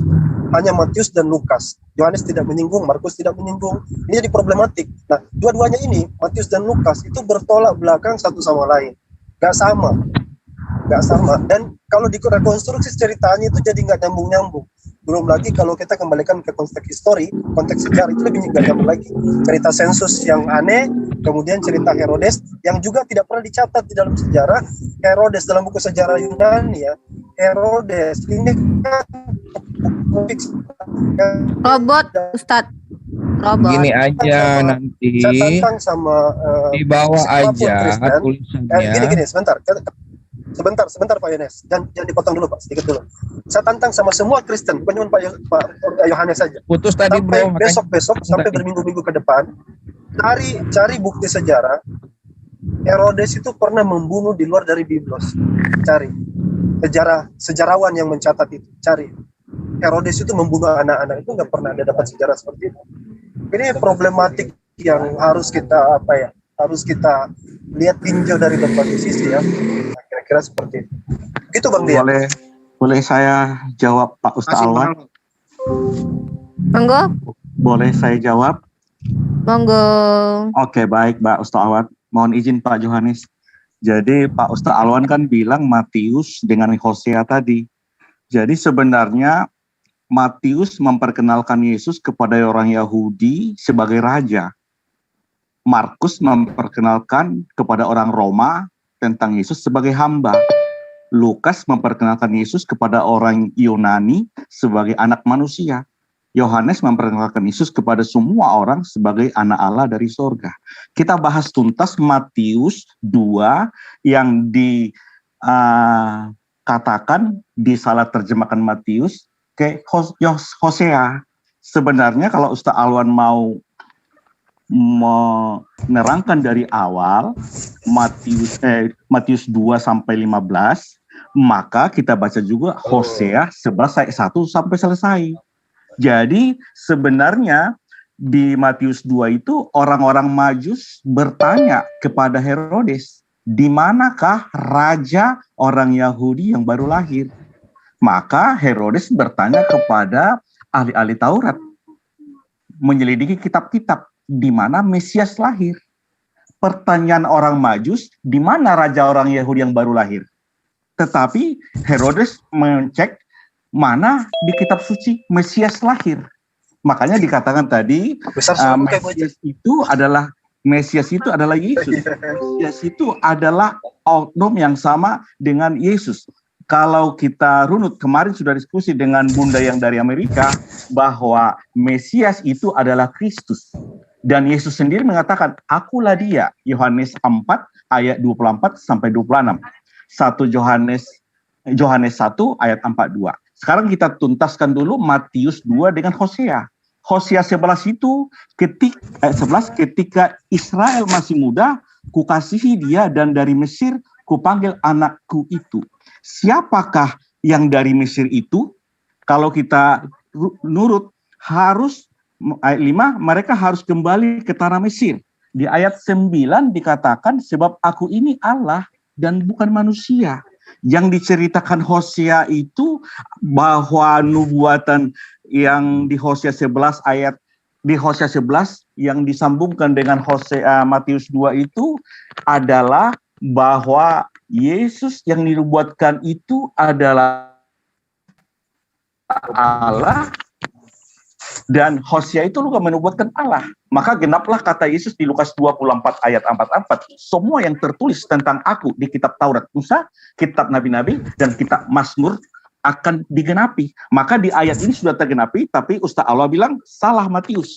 Jadi kalau Hosea 11 dibaca ayat 1 sampai selesai, Hosea 11 ayat 1 sampai 11, bahwa yang nubuat itu menceritakan tentang Allah, bukan tentang manusia. Di Matius 2 itu pun Allah, bukan manusia. Silakan Pak Ustadz.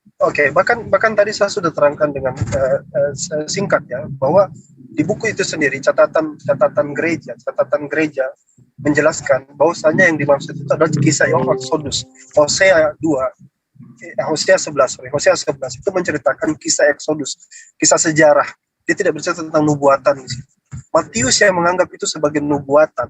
Matius menganggap itu sebagai nubuatan dan membuat cerita Yesus dan mengaitkan bahwa cerita inilah yang dimaksud di dalam penggenapan itu. Padahal di situ sama sekali Hosea tidak berbicara tentang nubuatan orang yang akan datang dan keluar dari Mesir. Itu dia bercerita tentang bangsa Israel yang keluar dari negeri Mesir. Itu yang pertama. Kesalahan Matius itu banyak. Contoh misalnya ketika dia mengutip Abiatar dan Ahimelech. Ini sering juga orang bahas. Bagaimana yang harusnya di situ dia menulis Abiatar, padahal harusnya itu Ahimelech. yang menjadi imam besar pada waktu itu. Jadi bukan cuma 1, 2, 3, 4 kali, berkali-kali penulis gospel itu salah mengutip dalam perjanjian lama.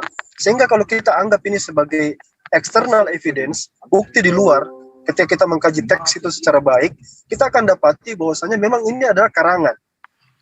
Karena sampai sekarang itu penulis gospel itu kan sesuatu yang tidak pernah ada di manuskrip yang kita temukan, dan itu ditulis-tulis aja, siapa yang Irenaeus lah yang kemudian menaruh nama-nama itu kan, sehingga harus kita jadi agak sedikit peka dan lebih cermat begitu dalam melihat tulisan-tulisan ini.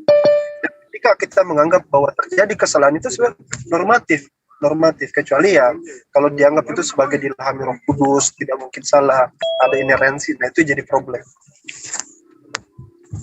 Nambahkan Bang Alwan sebentar, nambahkan sedikit ya Pak Ustaz Alwan, anak yang dikasihi yang keluar di Mesir di Hosea 11 ayat 1 siapa? Itu cerita tentang anak bangsa Israel, kisah Eksodus, kisah keluaran. Karena di Mesir terjadi perbudakan. Anak Israel yang dikasihi itu siapa? Bangsa Israel. Bangsa Israel. Anakku katanya. Iya, Bapak baca. Udah baca. Anak Israel banyak, Pak. Bapak baca 11 ayat 1. Bapak baca tafsir Alkitab saja lah, jangan saya. Bapak baca tafsir Alkitab saja. Hosea Bapak buka 11 ayat 1 sampai 11 secara utuh sudah baca bahwa di situ adalah Allah, bukan manusia. Ada ayatnya, ayat 9.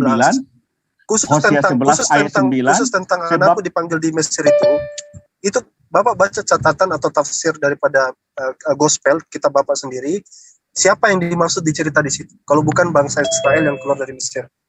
Itu bukan cerita tentang itu. Yang 9, Hosea 11 ayat 9 ini bacanya. Aku tidak akan melaksanakan murkaku. Yang 9 kan? Ya, 9. Nah, aku tidak akan melaksanakan murkaku. Saya lanjut dulu. Oh iya, lanjut. Lanjut Ustaz. Lanjutkan. Gitu. Sudah capek. Aku tidak akan melaksanakan murkaku yang menyala-nyala itu, tidak akan membinasakan Efraim kembali, sebab aku ini Allah dan bukan manusia, Pak.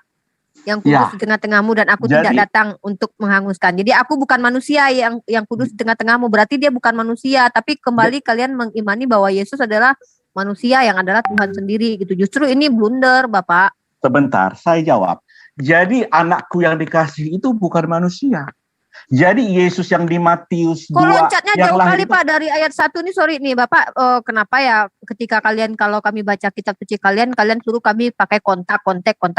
Nah, gini Pak ya, ini saya jelasin ya. Saya kan baca juga yang di Septuaginta. Yang Septuaginta itu terjemahannya justru berbeda dengan teks Mesorah yang dikutip sama Matius ini. Kalau kita merujuk kepada teks Septuaginta Pak, ini saya punya tadi ya, bahwa di situ tertulis dari Mesir ku panggil anak-anaknya. Begitu tulisannya Septuaginta. Bukankah teman-teman Kristen percaya bahwasanya rasul-rasul di zamannya Yesus itu memegang kitab Septuaginta, kan Septuaginta lebih ada daripada teks Mesorah. Kalau Bapak padu-padankan, nas yang tertulis yang dikutip Hosea 11:1 itu sama dengan teks Mesorah yang ada justru 9 abad setelah Masehi. Nah, kalau Bapak merujuk ke teks Septuaginta, itu tidak bisa Bapak bilang anaknya cuma 1 orang, karena di situ tertulis dari Mesir ku panggil anak-anaknya. Ini merujuk kepada anak Rahel. Anak Rahel itu banyak, suku Bani Israel ada 12 itu. Nah, itu terjadi pada masa itu, memang kejadiannya begitu. Gitu loh, Pak. Lalu mau dicocokologikan dengan kejadian Yesus ya enggak masalah, tapi di situ tidak ada tertulis dari Mesir ku panggil anaknya, tapi anak-anaknya, dari Mesir ku panggil anakku. Iya, tertulis di teks Mesorah yang ada 9 abad setelah Masehi. Kalau di Septuaginta Bapak baca deh. Dari Mesir ku panggil anak-anaknya, gitu loh, merujuk kepada anaknya Rahel. Boleh saya jawab Bunda Rifa? Jawab. Baik. Kan permasalahan Ustaz Alwa tadi Matius 2 dengan Hosea yang di sini loh, bukan yang Septuaginta. Dia konteks enggak, Hosea yang di sini ini Pak, ini mengambil Matius ini mengutip Hosea, mengutip nas yang justru padu padannya dengan teks Mesorah. Bapak tahu nggak teks Mesorah itu ada kapan? Selesainya kapan dibuat? Teks Mesorah itu ada beberapa abad setelah Yesus lahir ya. Sementara teman-teman Kristen percaya justru rasul-rasul itu lebih memegang Septuaginta. Septuaginta ini kan ada 2 atau 3 abad sebelum Masehi, Pak. Sebelum Yesus lahir, Septuaginta itu ada. Artinya terjemahan berbahasa Yunani dari Tanakh itu sudah ada. ya kan? Saya rasa Bapak tahu itu. Tapi kalau kita merujuk kepada Septuaginta, itu dari Mesir kupanggil anak-anaknya. Bentar saya mau share screen ya. Kalau Bapak tidak percaya bentar. Ya, tunggu ya, saya ambil ininya dulu. Nah, jadi di sini juga menjadi polemik sebenarnya ini ya. Nah, kalau ini mau dicocok-melogikan dengan siapa? Dengan Yesus, ya enggak masalah, tapi faktanya itu terjadi untuk disebutkan banyak orang karena memang anaknya Rahel bukan cuma 1-2 orang. Tapi anak Rahel ini ada 12 suku Bani Israel gitu loh. Ini kan merujuk tentang Rahel. Gitu loh. Bentar ya, saya kirim dulu link Septuagintanya, bentar. Saya buka. Mungkin sebelum. Jadi poinnya sebenarnya Pak, poin dari kami umat Islam Ustadz Alwan saya ini ada keanehan saja ketika penulis kitab Matius, Lukas, Markus itu mencoba mencocok melogikan apa yang terjadi. Ini satu lagi nih, kalau memang yang terjadi terhadap Bani Israel itu adalah gambaran tentang Yesus, kenapa hanya dipilah-pilah? Kenapa tidak juga digambarkan bahwa Yesus itu juga tegar tengkuk seperti Bani Israel? Bani Israel kan tegar tengkuk, sering berzina, sering berkhianat. Nah, kenapa itu tidak diambil gitu loh? Kenapa yang bagus-bagusnya, yang ini seolah-olah ini buat Yesus gitu kan? Kenapa yang tidak keseluruhan Bani Israel itu digambarkan menjadi Yesus, tukang tegar tengkuk, tukang berkhianat, begitu. Itu loh. Ntar, saya lagi buka ini, ribetnya. Kok malah masuk ke salah Septuaginta sama Masoretik. Beda Pak Yohanes. Kenapa nggak dipakaikan? Maksudnya kepada Yesus Masya? Kan tidak demikian. Karena sejak kelahiran sampai kebangkitan kan tidak tepat kalau menggunakan yang dibilang tadi tegar tengkuk, kemudian apa. Enggak, maksudnya gini, Pak Yohanes tadi bilang, aku dari pas lagi mandi aku dengar Pak Yohanes sama Ustaz Alwan. Kalau kisah dari yang disebutkan itu tuh merujuk kepada Bani Israel karena gambaran gitu loh. Di dalam Bible mana? Siapa? Bani Israel. Ada Yesaya 57 itu banyak kali itu tidak ada kebenaran, tidak ada yang ada hanya keonaran. Banyak kejelekan-kejelekan Bani Israel disebut. Aduh, Pak gimana sih? Masa Bapak nggak tahu? Iya, maksudnya gini loh, kan tadi dengan berdasarkan itu mau apa namanya? Tunggu aku lagi mau share screen bentar. Kita bahas juga teks ini. Bahwa Yesus juga tegar tengkuk, kan begitu tadi logikanya. Bukan logika, kan Bapak begini bilang. Ya Bani Israel itu gambaran. Kan begitu maksudnya bukan, tadi. ini apa Bapak? Argumen Bapak akhirnya menghantam sendiri gitu loh. Maksudnya gini, ketika Bapak bilang apa yang terjadi terhadap Bani Israel itu adalah gambaran tentang Yesus, kenapa cuma dipilah-pilah? Kenapa nggak keseluruhan? Bani Israel itu tegar tengkuk, kurang ajar sama Tuhan, kenapa itu tidak menggambarkan Yesus juga? Begitu loh. Maksud saya begitu, Pak. Ini loh. Bukan apa yang dilakukan ya, saya kasih tahu. Iya, aku share screen dulu nih. Diksinya kalimat atau kata-kata itu harus dipisahkan ya. Nah, ini nih Pak, Septuaginta nih. Apa yang dilakukan terhadap orang Israel itu adalah gambaran terhadap yang akan terjadi ya. PPL. Ya kalau gambaran kenapa cuma dicomot-comot, nggak keseluruhan aja dijadikan gambaran gitu loh. Mesir itu adalah lambang dari perbudakan dosa. Nah itu nanti Bapak pakai eksegesis itu, kita bahas dulu yang ini titik teks ini yang jelas ini. Soalnya kalau eksegesis itu kan gini loh, bentar. Maka nanti kita bahas itu. Kita kembali lagi ke ini yang Septuaginta ya. Pagi-pagi sekali mereka diusir, Raja Israel telah diusir karena Israel adalah seorang anak kecil dan aku mengasihi dia. Dan dari Mesir aku memanggil anak-anaknya. Ini merujuk kepada anaknya Israel. Siapa? Ke-12 suku Bani Israel. Karena memang ke-12 suku Bani Israel ini diselamatkan dari tanah Mesir ketika mereka diperbudak gitu loh. Tapi tiba-tiba Matius mengutip di dalam kitab Matius bahwa nubuatan ini dipenuhi oleh Yesus, yaitu dari Mesir kupanggil anakku. Ya, ada pernyataan dari Mesir kupanggil anakku itu justru tertulis di kitab teks Mesorahnya yang bahasa Ibraninya. Nah, pada Septuaginta ini lebih dulu ada gitu loh. Ini beda loh, anak-anaknya dengan anak itu beda. Rifa, saya udah dengar dari tadi. Ya.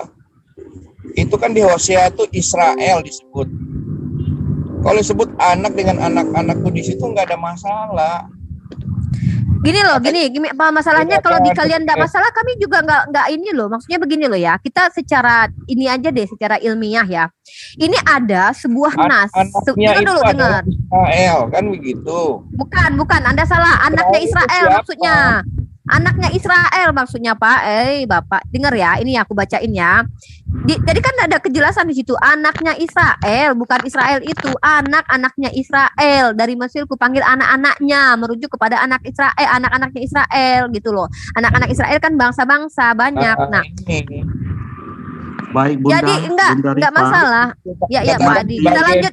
Suku itu ya, tahu 12 suku itulah Israel itu. Israel itu nama lain dari Yakub, Pak. Gimana sih, Pak? Kedua belas suku itu banyak, Pak. Ada Lewi, ada Semon, ada Ruben, ada si Onsu, nggak tahu masuk apa enggak. Ruben aja yang aku tahu. Terus si Lewi, Yehuda, itu Pak, Bani Israel. Nah, makanya Israel itu nama lain dari Yakub. Gimana sih, Pak? Masuk itu adalah suku Dan. Bentar. Ya aku tahu, yang penting poinnya Israel itu nama lain dari Yakub, Pak. Gimana sih, Pak? Ini saya ajarin biar nggak salah. Kan suka melihatnya secara begitu, makanya nggak nangkap. Ketika dibilang Israel oleh Hosea itu, ya, itu merefer kepada Israel yang mana? Kepada Yakub. Emang Israel ada berapa, Pak? Ya Allah, Bapak dengar ya. Saya bingung ya sama Pak Jonathan. Dengar dulu, Bapak. Makanya Bapak dengar biar Bapak enggak gagal. Ada bangsa Israel. Dengar dulu. Ini kita tidak bicara saat ini, kita bicara pada saat itu. Kita bicara pada saat itu, kejadian di Hosea 11 ayat 1. Pagi-pagi, dengar dulu kejadiannya. Pagi-pagi sekali mereka diusir. Ini merujuk kepada banyak ya. Raja Israel telah diusir. Ini Raja Israel, berarti ini merujuk kepada Yakub. Karena Israel adalah seorang anak kecil. Ini kan majas, ini nggak mungkin pada itu maksudnya kecil beneran. Nah, dan aku mengasihi dia. Ini merujuk kepada Yakub atau Israel. Dan aku mengasihi dia, dan dari Mesir aku memanggil anak-anaknya. Israel dikasihi Tuhan, makanya dari Mesir dipanggil anak-anaknya Israel, Bapak. Ya ampun. Baik Bunda Rifa. Bunda Maria. Aku mau dipanggil Bunda Maria. Bunda Rifa. Ya. Izin Pak Yohanes. Monggo Pak Adi. Bunda Rifa tadi itu karangan Septuaginta kan? Karangan Septuaginta, Pak. Tulis atau gimana? Gini, Bapak tahu nggak Septuaginta itu? Septuaginta itu dipercaya sama teman-teman Kristen, bahkan mayoritas Kristen mau dari Katolik, Ortodok, apa segala macam. Itu dipakai Ortodoks sudah. Percaya bahwa Septuaginta itu terjemahan kitab asli, ya aku nggak tahu aslinya yang mana ya. Terjemahan.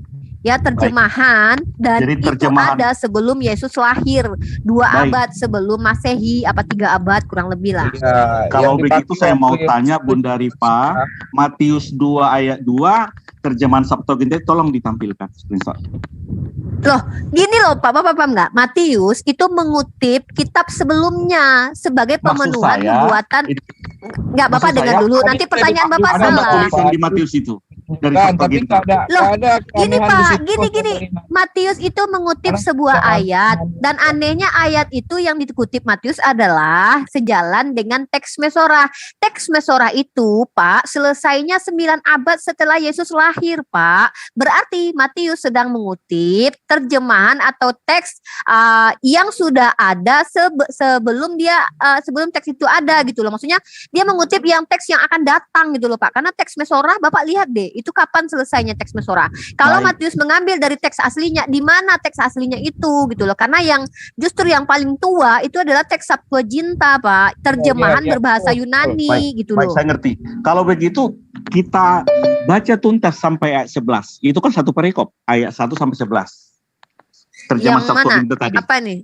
Ya monggo silakan. Anak-anak yang dimaksud itu siapa? Anak-anak yang dimaksud itu anak-anaknya Israel, Pak. Di situ kan tertulis yang satu. Pagi-pagi sekali mereka pagi-pagi sekali mereka diusir.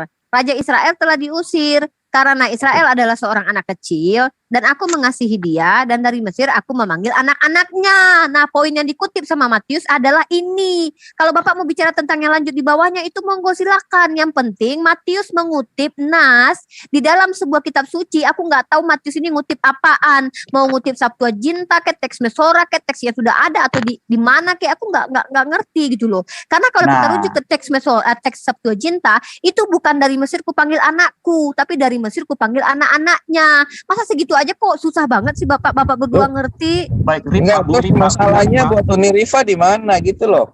Masalahnya adalah Matius ini mengutip terjemahan teks Mesora yang tidak ada pada waktu itu, karena teks Mesora itu sendiri selesainya beberapa abad setelah Masehi. Kalau Matius itu merujuk kepada kitab asli, berarti Septuaginta salah menerjemahkan. Kalau Septuaginta salah dalam menerjemahkan, bagaimana mungkin dia diterima sebagai kebenaran? Itu loh. Bapak lihat gak sih bagaimana orang-orang Kristen mengatakan Septuaginta ini mempengaruhi rasul-rasul pada zaman itu. Kalau begitu kalian harus akui bahwa Septuaginta salah terjemahan. Dulu Nirifa biar ya Bapak kan nanya masalahnya apa. Aku orangnya semangat loh. Aku orangnya bersemangat.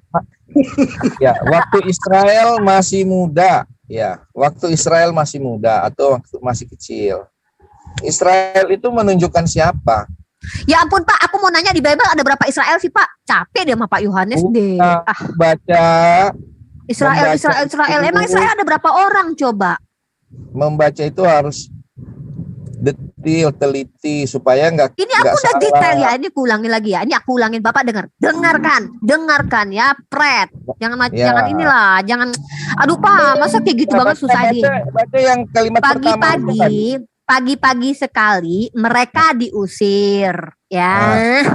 Raja Israel telah diusir, ya. Karena Israel adalah seorang anak kecil, dan aku mengasihi dia. Titik. Tunggu dulu, selesaikan dulu satu ayat aja belum selesai dari potong. Ya, mau saya jelasin. Aduh, pasti. Dengar dulu, Bapak kan tadi nanya ini merujuk kepada Israel yang mana, kan Bapak bilang gitu. Kalau Bapak mau nanya merujuk kepada Israel yang mana, emang ada berapa Israel di dalam PL? Ini yang punya kitab mau jelasin. Bapak nggak malu ya? Bapak nggak malu ya? Orang Yahudi Pak yang punya kitab. Kita dengar ya. Waktu kan dibilang itu merujuk kepada Yakub, Israel. Waktu ya terserah, kalau bukan berarti ya tunjukin Israel lain. Ntar dulu, belum selesai. Kalau saya belum bilang silakan, jangan diin dulu. Lanjut. Ya, yang disampaikan itu udah kita tangkap gitu loh. Jadi nggak usah diulang-ulang. Yakin. Waktu disebut Israel masih kecil atau di Masoretiknya Israel masih muda. Pada waktu itu Yakub, ya waktu Israel keluar dari Mesir, Yakub gimana? Pak, Israel sama Yakub itu beda ya? Beda. Beda. Israel itu beda sama Yakub. Oke. Tunggu, Yakub itu namanya dinamakan Israel. Ini belum dijelasin udah dipotong, gimana mau ngerti? Kalian tuh harus belajar apa disebut dengan Bani Israel dan Israel. Kayaknya kalian harus belajar bahasa asli deh. Benei Israel itu merujuk kepada anak dari Israel. Benei atau bahasa Bani. Jangan Israel tapi Israel itu cuma satu orang, Pak. Silakan udah ngomong. Yang bertanya lebih banyak bicara daripada yang mau menjawab, itu aneh. Aduh, nggak lucunya gini loh Pak Yohanes tuh jelimet aneh. Loh, aku tanya, emang ada berapa Israel di dalam PL? Belajar bahasa Indonesia kan? Belajar bahasa Indonesia kan? Enggak, tunggu. Jangan lari-lari dulu. Pertanyaan aku, emang ada berapa Israel di dalam PL? Ini loh, mengerti nggak? Itu bahasa itu kan ketika disebutkan Israel masih muda, Israel masih kecil. Apakah itu merefer ke siapa? Kepada Yakub atau kepada 12 suku? Ya jawab sekarang menurut Bapak. Nah, pada waktu Exodus dari Mesir, ya, yang disebut sebagai Yakub atau Israel itu yang punya 12 anak itu ada di mana? Umurnya berapa? Itu loh. Ya, itu terus dicek dulu. Coba Rifa cek. Ya, aku tahu yang Pak, kalau di dalam Islam kita paham. Dengar dulu, yang di Mesir ini. Pak, dengar dulu. Aku mau jawab nih, tetap di Pak gimana? Dan ini jawabannya justru Iya, aku enggak jawab kemana-mana. Tetap aku jawab sesuai pertanyaan Bapak. Yang memang waktu itu Yusuf kan dijual, ya kan, ke Mesir, kan disusul sama anak-anaknya ke Mesir kan mereka, benar kan? Dalam iman kalian begitu juga kan? Waktu keluar dari Mesir, Yakub di mana? Yakub ikut. Ya, waktu keluar dari Mesir, Yakub ikut. Enggak, aku tanya Yakub menurut Bapak ikut ke Mesir atau enggak? Yakub ke Mesir. Waktu Exodus itu dia di mana? Waktu Exodus aku nggak tahu, tapi masalahnya apa? Sekarang apa permasalahannya? Apa? Ini loh. Dicek dulu ya waktu enggak korelasinya apa? Korelasinya taruhlah misal Yakub nggak ikut atau Yakub ikut. Korelasinya apa? Korelasinya apa dengan soal kita kali ini? Korelasi dengan tadi itu kan mau merefer pada Yakub. Berarti menurut Bapak yang dipanggil ini anakku ini adalah Yakub. Saya tanya. Aduh, Pak nggak usah ribet-ribet deh. Kalau Bapak nggak tahu ngapain Bapak jelasin? Bapak aja yang jelasin. Yakub ada nggak pada waktu itu atau siapa sih yang dipanggil oleh Tuhan ini merujuk kepada Yakub atau anaknya? Umur berapa? Hah? Yakub meninggal umur berapa? Nggak, aku nanya. Bapak udah lari, aku tanya yang di ini yang dipanggil oleh Tuhan ini Yakub atau anak-anaknya? Bapak jawab simpel aja, pengetahuan Bapak. Cap cip cup kembang kuncup aja lah, salah deh, Bapak jawab aja. Yang dipanggil Tuhan itu Yakub atau aduh ribet banget ya Allah. Exodus itu Yakub di mana? Aku nggak tahu dia mau masak soto kayak mau jadi tukang cilok kayak mau jadi tukang jualan apa kayak di pasar. Dulu biar izin aku aja yang nanyain ya, aku aja nanya sama Pak Johannes ya. Pak Johannes. Enggak aneh Pak Johannes mau menghindar dari jawaban itu. Kita menghindar itu merujuk Israel. Pak Johannes, kendalikan dulu rohnya Pak Johannes. Ini saya nanya simpel aja nih, sesuai Hosea 11:1 tadi. Yang disebut anak-anak itu, yang bagaimana menurut Bapak? Ya, kalau menurut Unirifa jelas itu tadi anak-anaknya keturunan Yakub, yaitu bangsa Israel gitu ya Unirifa ya. Ada perbedaan Bang Dia. Kalau di dalam teks Mesora itu merujuk kepada Yakub, makanya dari Mesir ku panggil anakku. Itu merujuk Yakub yang dipanggil di teks Mesora. Di Septuaginta ini merujuk kepada anak-anaknya Israel atau Bani Israel. Ini beda loh ya. Bapaknya dengan anaknya beda. Makanya ada di situ di teks Mesora itu anakku, cuma satu orang ya, single. Kalau di dalam Septuaginta itu plural, anak-anaknya ya beda. Nah, sedangkan si Matius merujuk mengambil teks Mesora yang sudah selesai yang diselesaikan beberapa abad setelah Masehi. Sementara yang ada di sebelum Masehi itu Septuaginta. Bahkan teman-teman Kristen yang dari Katolik, Ortodok itu percaya Septuaginta inilah yang mempengaruhi para rasul-rasul waktu dia menginjili gitu loh. Nah, jadi kalau Pak Johannes bisa menganalisis kalimatnya Unirifa, seharusnya bukan masalah siapa Israel yang menjadi fokusnya. Di mana Yakub mati apa enggak, tukang cilok apa enggak, apa bukan itu fokusnya Pak Johannes. Kalau kita mau menganalisis secara akademik, artinya kita jujur pada logika yang bergerak dalam tulisan-tulisan itu.